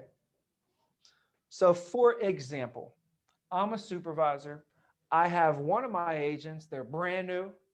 Anytime that they go out and get a bonus, I'm going to get 125% because they're within their first 90 days. I also have another agent that's been here for 4 months. So every time they go get a bonus, they're going to get their bonus. And whatever they get in their bonus, I'm going to get 25% of that. So remember, this is never taking anything away from the agent. Your agent will always get their bonus, but if you are their supervisor, you're going to get a percentage of whatever their bonus is. And that's your leadership bonus. Okay. So let me make it simple for us.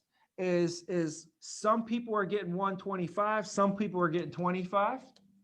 What they did, they average it out. And if you want to say like, well, what would my team typically get? It would typically be about 75%. If you just want to like average it out, you would typically get about 75%. So for us to do an example now, let's figure out what would my bonus be, okay? Well, over here, we had 3 people, 3 agents, all do what? 2,000, right? So when you do 2,000, what's the agent bonus for the week when the agent does 2,000? Yeah, what's the agent bonus for the week? 120? No, is it not? What was it? 2,000 is about $235. Steve says 235. Do you guys agree? Well, that's for the agent. That's right. Yeah, that was the question, right? So Steve said 235. You guys agree? No? Yeah? That's for the single 2. What was the question one more time? Yeah, see, I knew you guys didn't get the question. Let's slow down. All right, so check it out now. When you're an agent, if you do 2,000 for the week, what is your bonus that week? We just figured it out. I think it was 235. There you go. Yeah. Well, I'm looking at it like this. No, you got it. So it was 235. Remember, you get paid 2 ways as an agent. You get paid a commission and a bonus. And we figured the commission off of 2,000 was 780. And then the bonus off the 2,000 was 235. And the total pay was 1015. So that's the agent right there. So you're a supervisor and one of your agents did 2,000. That's what happened for them. They actually got paid. They made $1,000 and their bonus was 235 for the week. So the answer is 235. So you had 3 agents on your team and each one did 2,000. That means each one bonused at 235. So total bonus was 705. So your team earned in total bonus money $705 because you're the supervisor. What percentage of this do we get? 25. So it could either be 125 or 25. So what we want to do, it's 75% will be the average. Okay, some might be a little bit more, a little bit, depend a little bit, but if you want to figure out, like, if you're sitting there trying to figure out, all right, if I had a team of 5 people and they did this, what will my projected bonus typically be? Use 75%.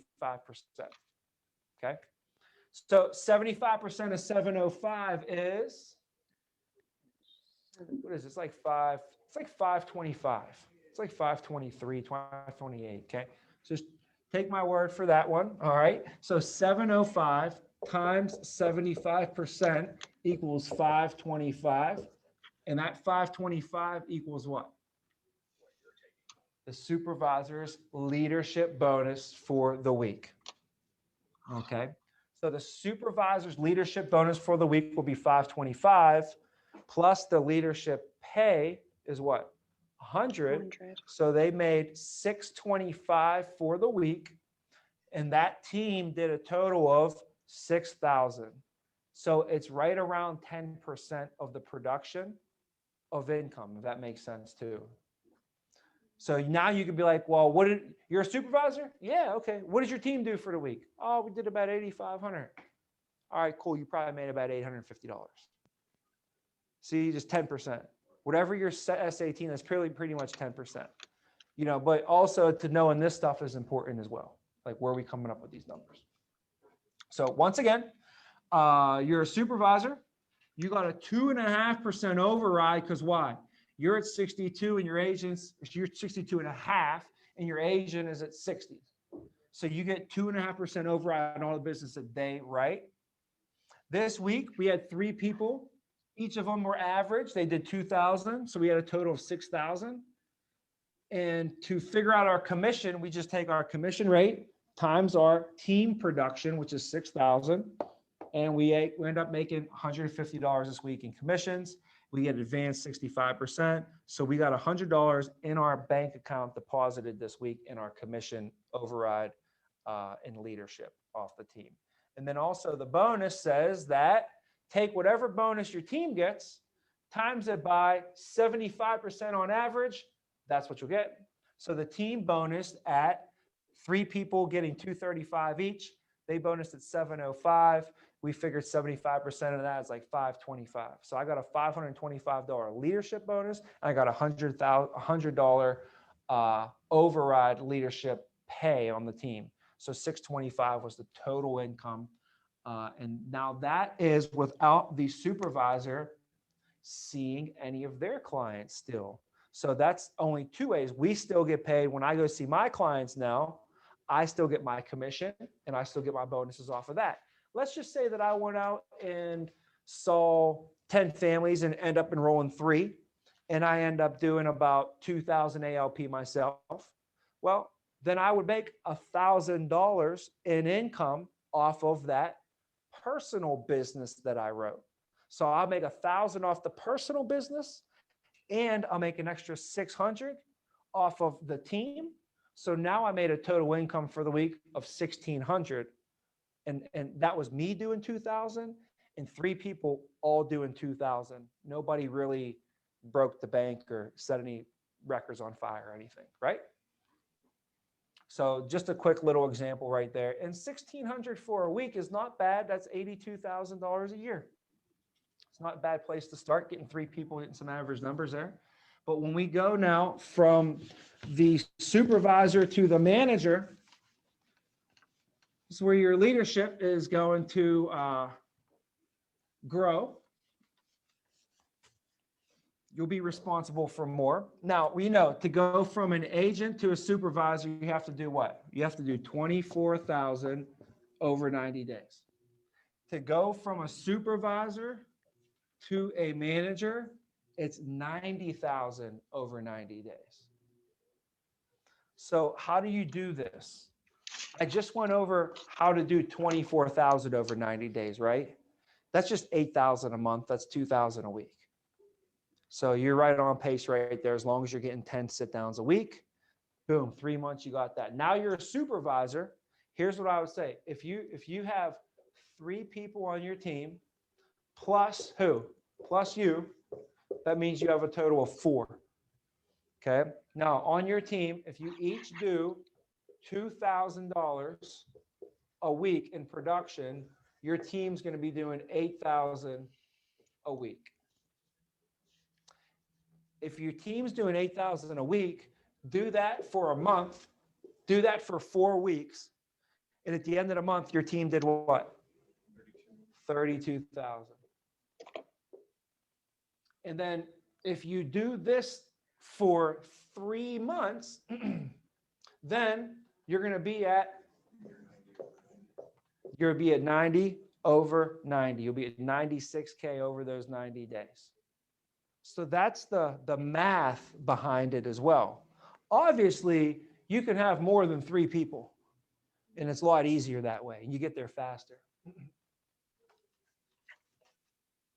So that's how we do it. So now let's say we did it. We we hit those numbers. 3 months have gone by. Our team's built, it's grown. You've seen the newest ones that did that recently this year so far, Reich and Melissa got to a GA this year. Reich got to a GA this year. Matt Hunsberger got promoted to GAs this year, all through that process. So now when you're a GA, you're going to be overseeing essays. So, if you have a supervisor, that person might have 3 agents.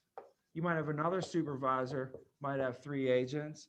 And then you might be the GA that helps manage everybody. So the GA is set at 67.5% contract. The GA set at 67.5. What's the difference between the GA and the SA? 5%. 62 to 67.5. That's a 5% difference. Well, if you're a GA now and you have this essay and 1, 2, 3, 4 people, this essay and another 3, so there's 4 and 4. So your team has like 8 people now. And all 8 people do 2,000. Your team's doing 16,000 a week.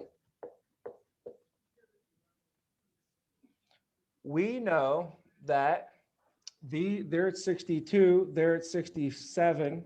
So that 5% is the override. That's the commission. Let's figure out what the pay would be off of this. So the pay would look like this. It would be number 1, commission. That would be 5% times what? Times the team ALP, which is 16,000. And well, that would equal $800. That's the commission that you earned. The advance on this, so we'll go 65% of this 800 is, I don't even know, 570 or something like that. See what it is. Yeah, we'll get it out real quick here. All right. 800 times 0.65. 520 only. Okay. Yeah, 520. That's $520. That right there is the amount of money that you got paid for the week. So let's go back so we're not confused here. So we're a GA now. We have 2 essays. They have a team. Each essay has a couple people on their team. Overall, though, our team as a GA, we had 8 people, 2,000 each. So we did 16,000 for the week from the team. Okay.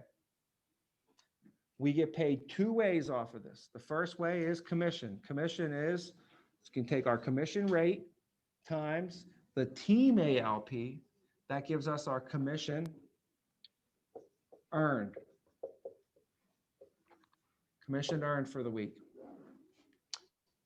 Whatever we earn, they give us 65% advance. So we take home $520, which means there's still a good $280 that's going to be put into your back end. That's building up for you. First year, that's just in the first year. Now, the second way we get paid is bonus. And the bonus is, I'll just keep it simple for you guys. Well, I'll let you know. The bonus is, the first 90 days, it's 135%. 90 days plus, it's 50%. That makes sense? Well, 90 days, 135. After 90 days, 50%. Average, if you average this out, remember the average for the supervisor was 75. This is 85%. So we'll keep it simple. We had 8 people, all do 2,000, which means we had 8 people, all bonus at 235. So we multiply that up and we'll just put it in here. 235 times 8 is 1880. 1880. What does 1880 represent, guys? That's right. 1880 is the total bonus that got paid out to the team. 8 people got $235 each. So the team got 1880 in their bonuses. For the GA, for you being the GA, you get 85% of that on average. So we take 85% of 1880 times 0.85. That's 1598. So we'll call it 1600.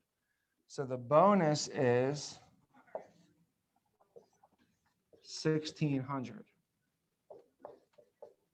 And our paycheck was 520. So the total income was 2120 for the week. That's off of how much business? 16,000 paid 2120. So it's a higher than 10% than the SA was getting. And this is without the GA going out and seeing any of their clients yet. We can still go see our clients. So our GAs all hit the field. Reich's team did 19,000 last week.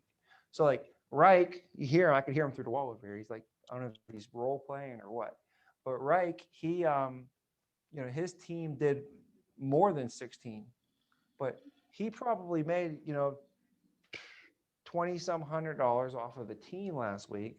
But then if you look, he also went out and wrote $3,000 of business himself. So remember, whatever you write, you make half. So he made another 1,500 off of his personal business on top of his team's business. So then he ended up making $3,500, $3,700, something like that for the week. So in this situation though, let's just say that we're using the example of 2,000 like we've been. So if you have 8 people and they all do 2,000, you'll get a nice paycheck off the team, which is good reward for all the hard work you guys did. But you go see and set some appointments and see the clients yourself, and you end up doing $2,000 of business, then you're going to make $1,000, and you add 1,000 onto this, and you make about $3,100 for the week. So that's if everybody just does 2,000, you'll make about $3,100 for the week. That is, over 150 some thousand a year right there. So that's getting the ball moving. That's getting started as a GA, as the GA. And then the last thing, I guess, last position we'll go over is going to be the MGA.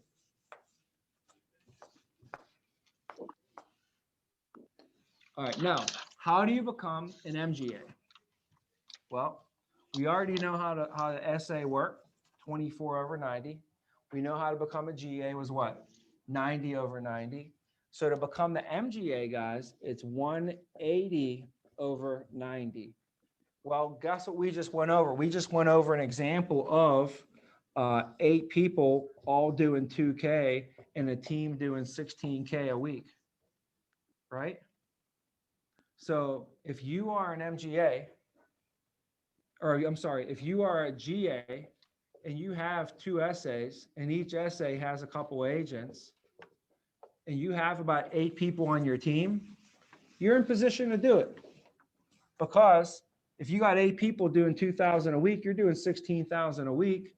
16,000 a week times 4 weeks will be how much a month? 64,000 a month.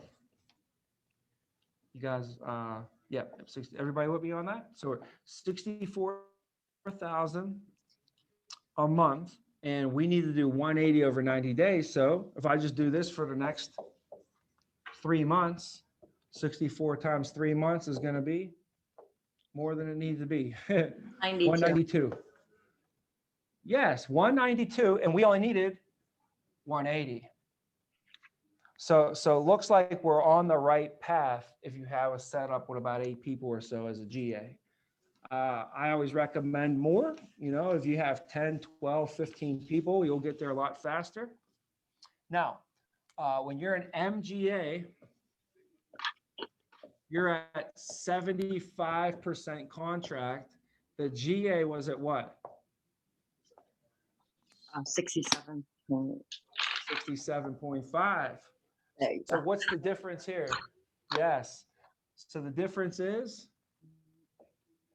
7.5%. 7.5%. Now, when you're an essay, you get 1% renewal off of your team, whatever the team does. When you're a GA, you get 1%. When you're an MGA, it's 2%. So it doubles. And then also MGA it should be bigger than a GA. So you're getting twice the amount off of more production. So that helps too. Also off the overrides too. So let's use an example. We'll do a drawing all the way over here. And this will be just the drawing of like a good hierarchy of a team.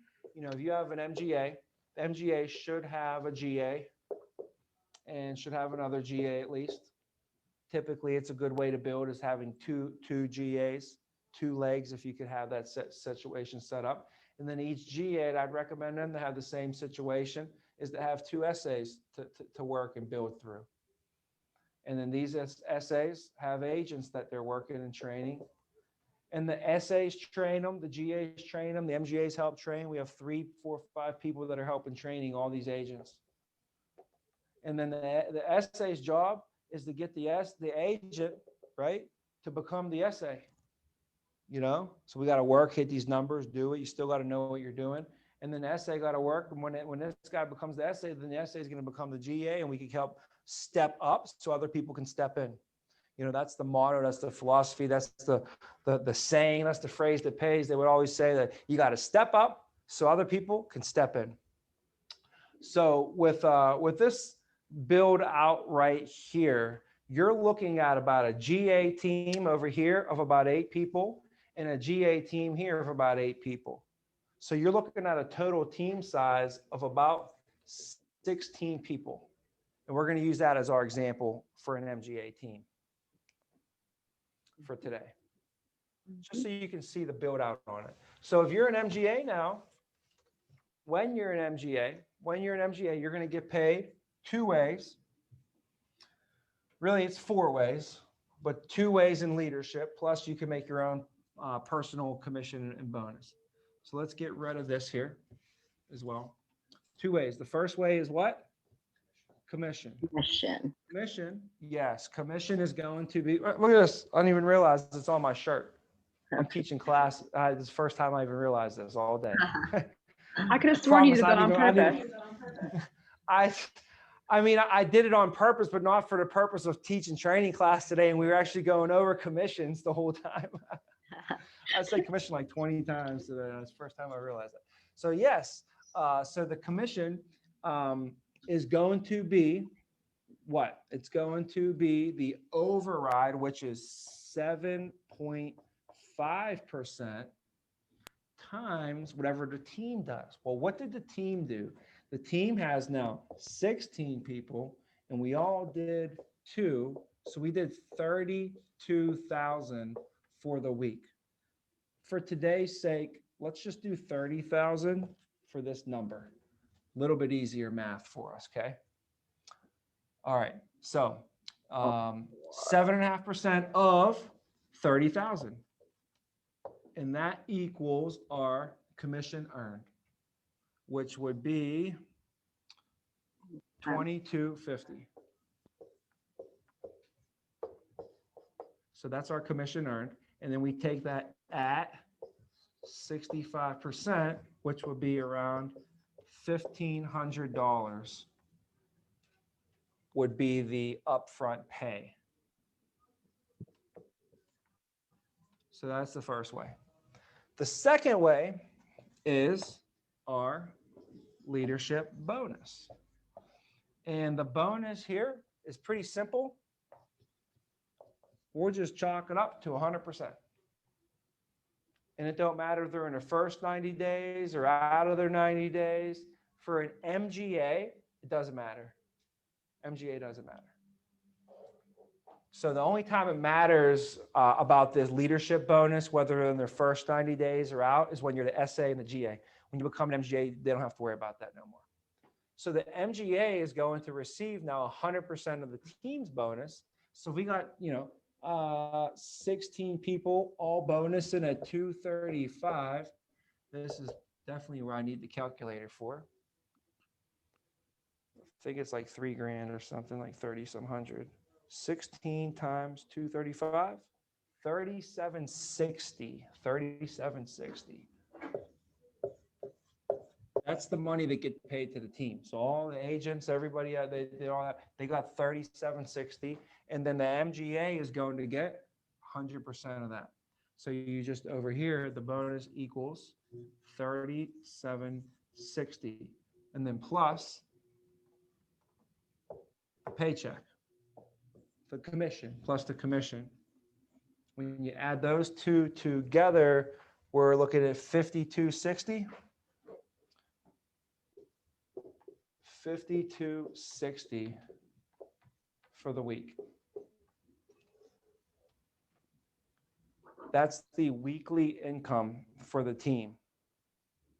And then you're going to grow from here, and we're going to keep growing, and other people are going to grow and develop. And when you're an MGA, that means you have GAs. Well, your job is to get your GAs to become an MGA one day.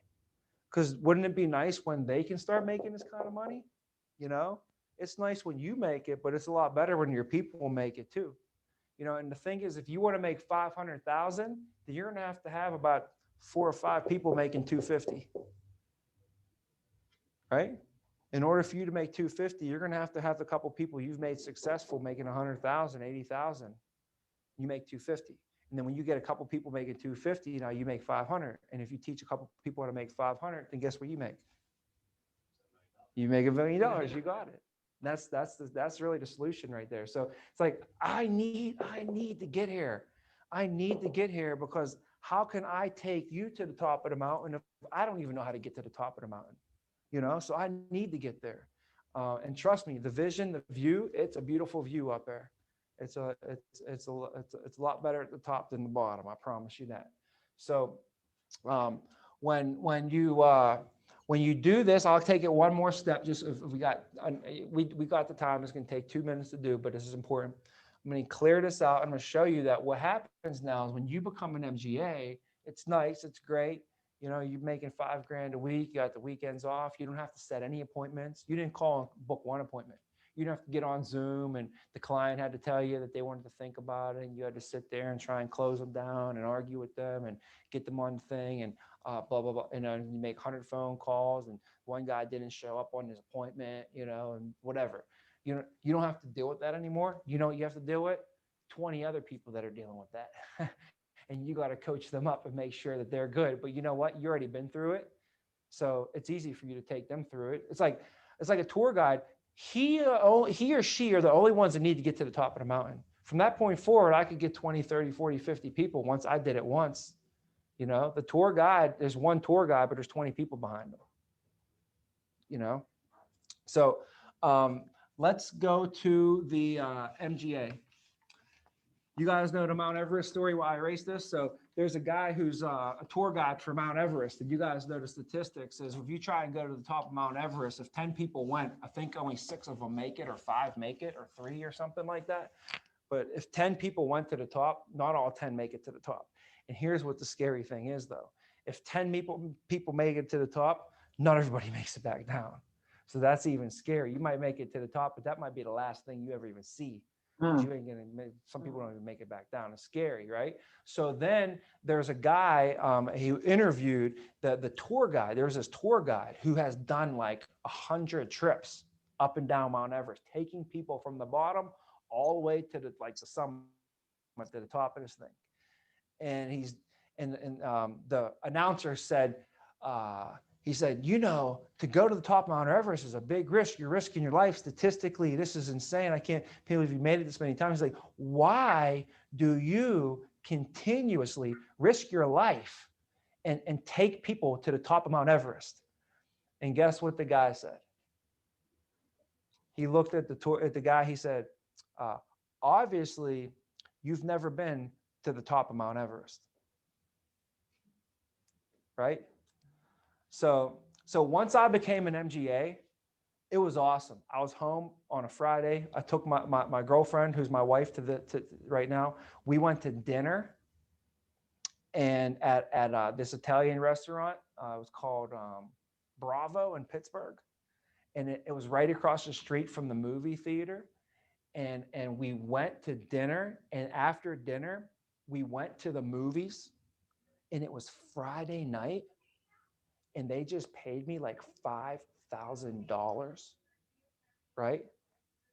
And I realized this is pretty awesome, because where I came from, Friday nights meant I was working. Saturday mornings, I was working like nonstop. So to be able to be home on Friday night and make $5,000 and not have to work the weekends was absolutely insane. Most people to make $5,000 a week have to travel to China, and they can't see their families. They have to go on extended trips across the world. You know, to make $250,000. Yeah, you make $250,000, but we own your ass. Here's where you got to be. You got to be here. You better check in, better fill out your reports. You better do this, better do that. Or I'm taking that 100, 250 like that, just as quick as you got. I'm taking it right off you. Like, they got you, if you know what I mean. So it was pretty cool to call your own shots, be where you want to be. Like my mentor, my boss was like happy for me. He's like, this is what I told you when you came in. Didn't I tell you this is what we worked for, man? I know it took us 2 years. I told you Rome wasn't built in a day. It took you 2 years. Was it easy? I said, hell no. He said, was it worth it? I said, heck yes. It was worth it. I'd do it all again and over again. You know, somebody told me, I said, if you do this deal the right way, you'll be making $250,000 for the rest of your life. I said, I would do anything for that. Anything. Like, you could tell me, hey, listen, you have to go on a barge down the middle of the Amazon River, okay? And you go down the Amazon River, and then you come back to the Amazon River, and you go up and down the Amazon River, and you're gonna shovel garbage from one pile to another for 16 hours a day, okay? For the next 2 years. You can't call anybody, see anybody, no Instagram, no TV, no nothing. You gotta stay on a barge for 2 years. But when you come back, we'll pay you $250,000 for the rest of your life. Would you do it? I would. If you're that type of person, then you're like me, which means you'd pretty much damn near do anything for $250,000. You know what I'm saying? Like, for the next 2 years, if you told me I had to sleep in that corner behind that plant, I would sleep behind the plant for the next 2 years. You know, I would do whatever it took. Short, I mean, I don't even know what I wouldn't do, really, you know? And this was, you're talking to a kid that at the time was in his young 20s, and I grew up with nothing. So like, I probably would cut a finger off at that point. Like, going back, I was desperate. You know, like getting your PhD. PhD meant for me, what did it say? Poor, hungry, and desperate. I was poor. We had no money. I was hungry for an opportunity, and I would do I was so desperate, I would have did anything, literally anything, anything from what I saw growing up, you know? So this is just amazing, amazing change the world for me and my family. But here's the key. Now, the whole thing is when you get to the top, you got to take other people, right? So when you become an MGA, now you got to get other people there. So you become what's called an RGA when you're an MGA, okay, and you have a GA. You're an MGA, you have a GA, okay? This GA now gets promoted to an MGA over here.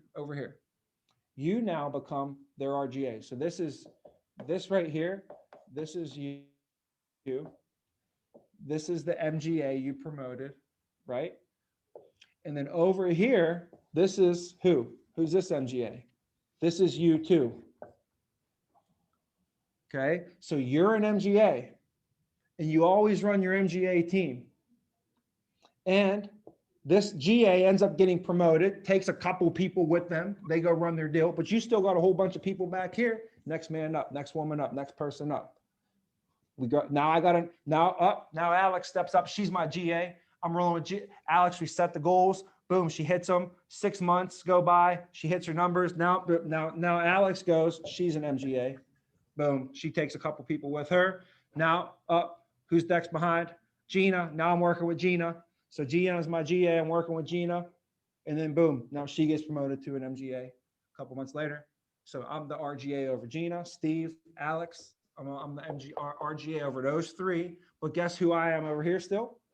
I'm still an MGA, okay? So for me, I became an MGA, and that set me up. I was making $250 a year off of that. So I got $250,000 a year coming in off my MGA team. We're rocking, you know, all the time. That just happens. But then also now I'm an RGA over here.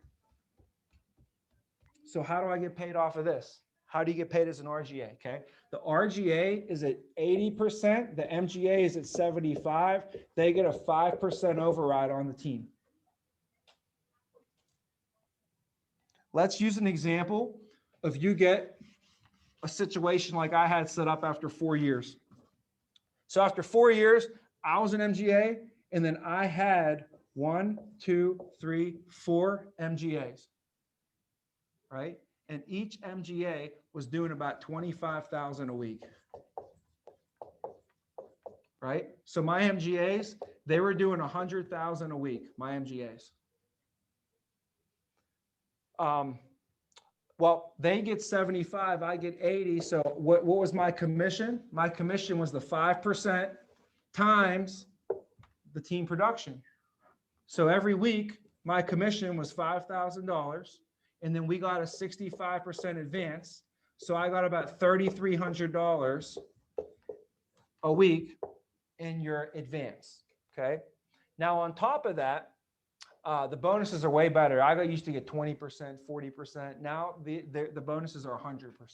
So the way it works now is the RGA leadership bonus. RGA leadership pay, we just figured out, right? The 5% off the total ALP. We figured out the RGA commission, your RGA commission. Right? RGA commission, boom. The second way we get paid after commission is bonus. The RGA bonus is 100% of whatever the MGA bonus is. Okay? Each one. Yes. Yes. So we just did an example of the MGA gets a $30,000 week in production. Their bonus is like $3,700. Okay? So if an MGA does a $25,000 week, their bonus minimum is going to be $2,500. So I have these 4 MGAs. Each one of them got $2,500 in their weekly bonus. So they total bonus money of what? $10,000 in total bonus money that got paid to them. And since I'm the RGA, I get 100% of that. So my bonus for the week is what? $10,000 is equal to my RGA bonus. So 10,000 plus the 3,300 is 13,300 or something like that. So $13,000 is the RGA income Plus, I'm still an MGA over here making 5K a week. So add the 5 onto the 13 is what? $18,000 for the week. This is what I made in my 4th year with this company. I made $937,000. So I made more than that per week. But I also had residual income coming in at that point, a little bit. So, you know, how long would this take? This, we'll go over that in a second. But any questions on this? This took me 4 years. I was 25. I started 25, 26, 27. And when I was 28, 2008, I made this. This is what happened. And when I did it, we all had to drive to our appointments. We all, like literally, I had to, number one, to hire you, you had to come to the office. If you didn't come to the office, I couldn't even hire you. To train, you had to be here. To go see your people, you had to drive to all these appointments. Like we did all of this and we had the restrictions, the physical restrictions, no virtual. I couldn't hire people in Ohio and all over the place. I didn't even have Instagram. No socials or anything. Who is the RGA now? Is he in? Who's the RGA? Yeah, so I'll show you the RGA and our deal. I'll show you our deal, how our deal is structured right now. So we have MGA, there's Josh, there's Gio, there's Vince, and Casey are the 4 MGAs that we have. Okay, Gio is Vince's RGA. Because last year, Vince was the GA. Vince got promoted to an MGA, you know, and that made Gio the RGA. So you can become an RGA with just one under you. Yep. That's as soon as they bump, you bump because now you're their RGA. Yep, you got it. So look, see, Gio's in 2 spots. Gio gets paid 6 ways. So Gio gets an RGA commission and he gets an RGA bonus. He gets an MGA commission and an MGA bonus. Plus he gets his personal commission and his personal bonus. When Gio writes business, his commission is what? 75%. When he was an agent, you think he likes to write business now or before? You think he's better when he was here? He's like a ninja. It's like the black ninja. He could just go in there, make 1 call, set an appointment, and make 10 sales off of it somehow. You know? So for him, it's easier for him to do, and he gets paid a lot more off of it. And the renewals over here are 3. The renewals are 7. See, it's good, right? So it makes sense if he wants to maybe trip and fall and write a business here and there or sneeze some ALP out every now and then. Like for him, it's so easy, you know? So he can go do that. And that's where you're going. You're going to be just like that. It's going to be so easy. Like, all right, I guess I'll make a couple calls, make a couple $1,000 real quick. Like, you know, I'm making 18 grand this week, but I'll take an extra 2, you know? So this is the structure right now. That's pretty much it. We have Casey that helps oversee Gio. And then we have my dad. So we call him TJV. And he oversees these individuals right now. But that's kind of it. So there is no like who's the RGA. There's no the RGA is going to be whoever you promoted out, you know, like that. So, yeah. So yeah, I mean, we could go through the structure a little bit more. We all have GAs, right? So the GAs here is Drew, and then we have Jay Vaughn, and we have Tommy Whalen over here. So Drew's going to be next up for promotion. So Drew's going to be probably up here in a few months. He'll be at MGA, and he'll probably take Tommy or Jay Vaughn with him. And then Josh will have 1 manager, and then they'll build, and then they'll build. And then Gio has Melissa, and Melissa has Christina and Marquise as their man. This is just the management crew. We have a lot more, but and then he also has Austin, and Austin has Ryan, who's about to be promoted here very shortly. Vince has Matt Hunsberger, and he's looking at promoting 3 to 4 people by the end of this month. Reich has Faith and Marvin right now as his essays. He's a GA. Casey, he's looking at right now. We have Marissa and Mason. Both are looking to get promoted by the end of this month as well. So that's kind of like the leadership team for the most part. I hope I'm not missing anybody. I might be two or three. I don't know, but let's see here. It looks pretty solid. So that's the leadership team right now for the most part.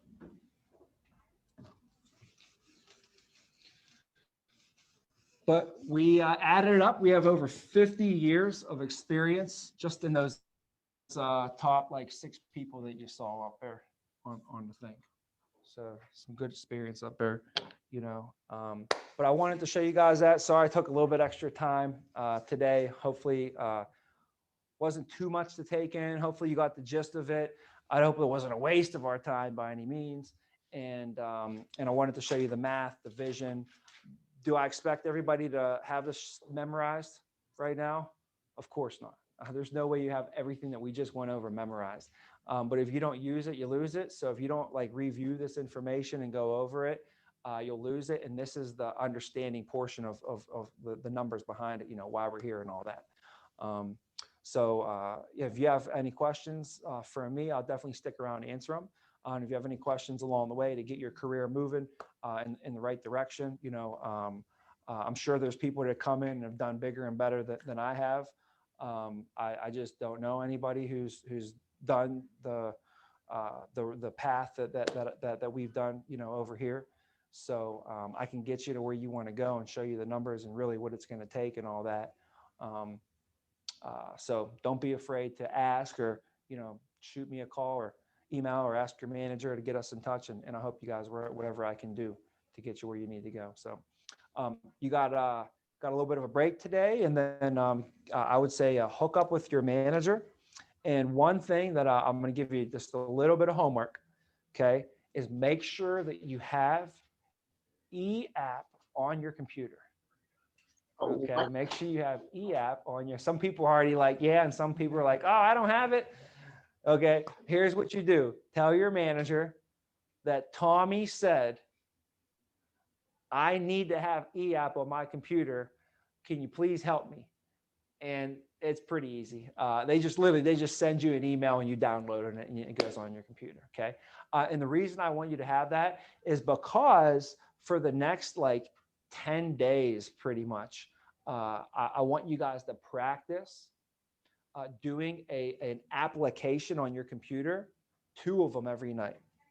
Every night, practice these applications. By the end of training, you're going to be so much more comfortable and confident with the application process. So that's the only coma. We'll see if you guys can do it, you know, but ask your manager for examples if you don't have any. But what I did the first few nights is I like got my mom, got my dad, got my aunt. I called one of my friends and I just said, hey, I need to practice filling applications out. Let me just role play this with you. You know, so you can get a couple of them in there and just give different scenarios.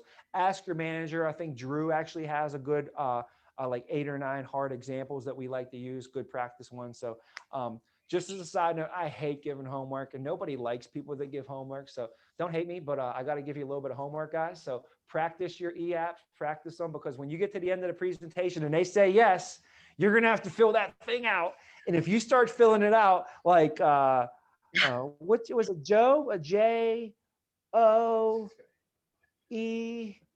was it Smith with an S? Yeah, Smith. Wait, that was Joseph, right? So that's a J. Well, I gotta erase this. Oh, that's freezing, guys. J-O-S-E-F or P-H? You know, you guys are probably getting annoyed and frustrated with me right now because we've been on this call for how long? A while. And if I keep you on this call for an extra half hour and you have to hear me do that, you're going to be like, does this guy know what he's talking about? Like, wait a minute. He wants me to give him $100 a month for the rest of my life. I don't know about this anymore. You know, he said he was a professional. So it literally can take all the steam out of your presentation, all the wind out of your sails, and all the confidence out of your client at the end. If you're not professional with the application, okay? So do at least 2 practices a night on that. So when you get to the presentation and they say yes, you're not like, oh, now what? What do I do next? You should already have done that a whole bunch of times, okay? Hey, I appreciate your time today, guys. I'm excited for you.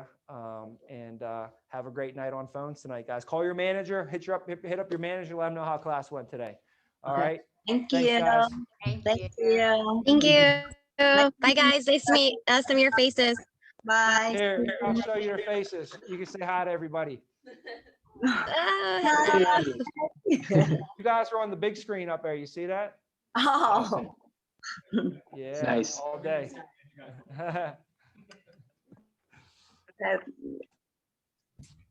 Thanks, Mr. Bean. I appreciate it. See you guys. Bye, guys. See you guys.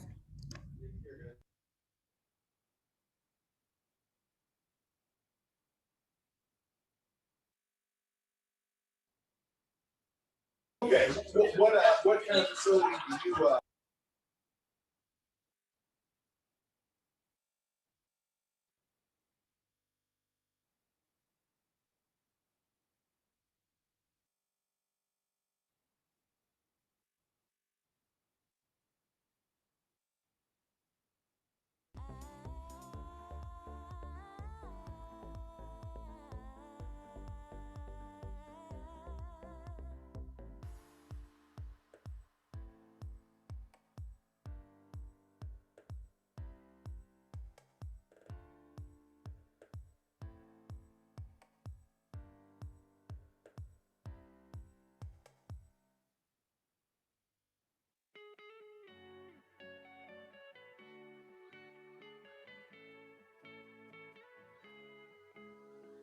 Ships go by and wave at me.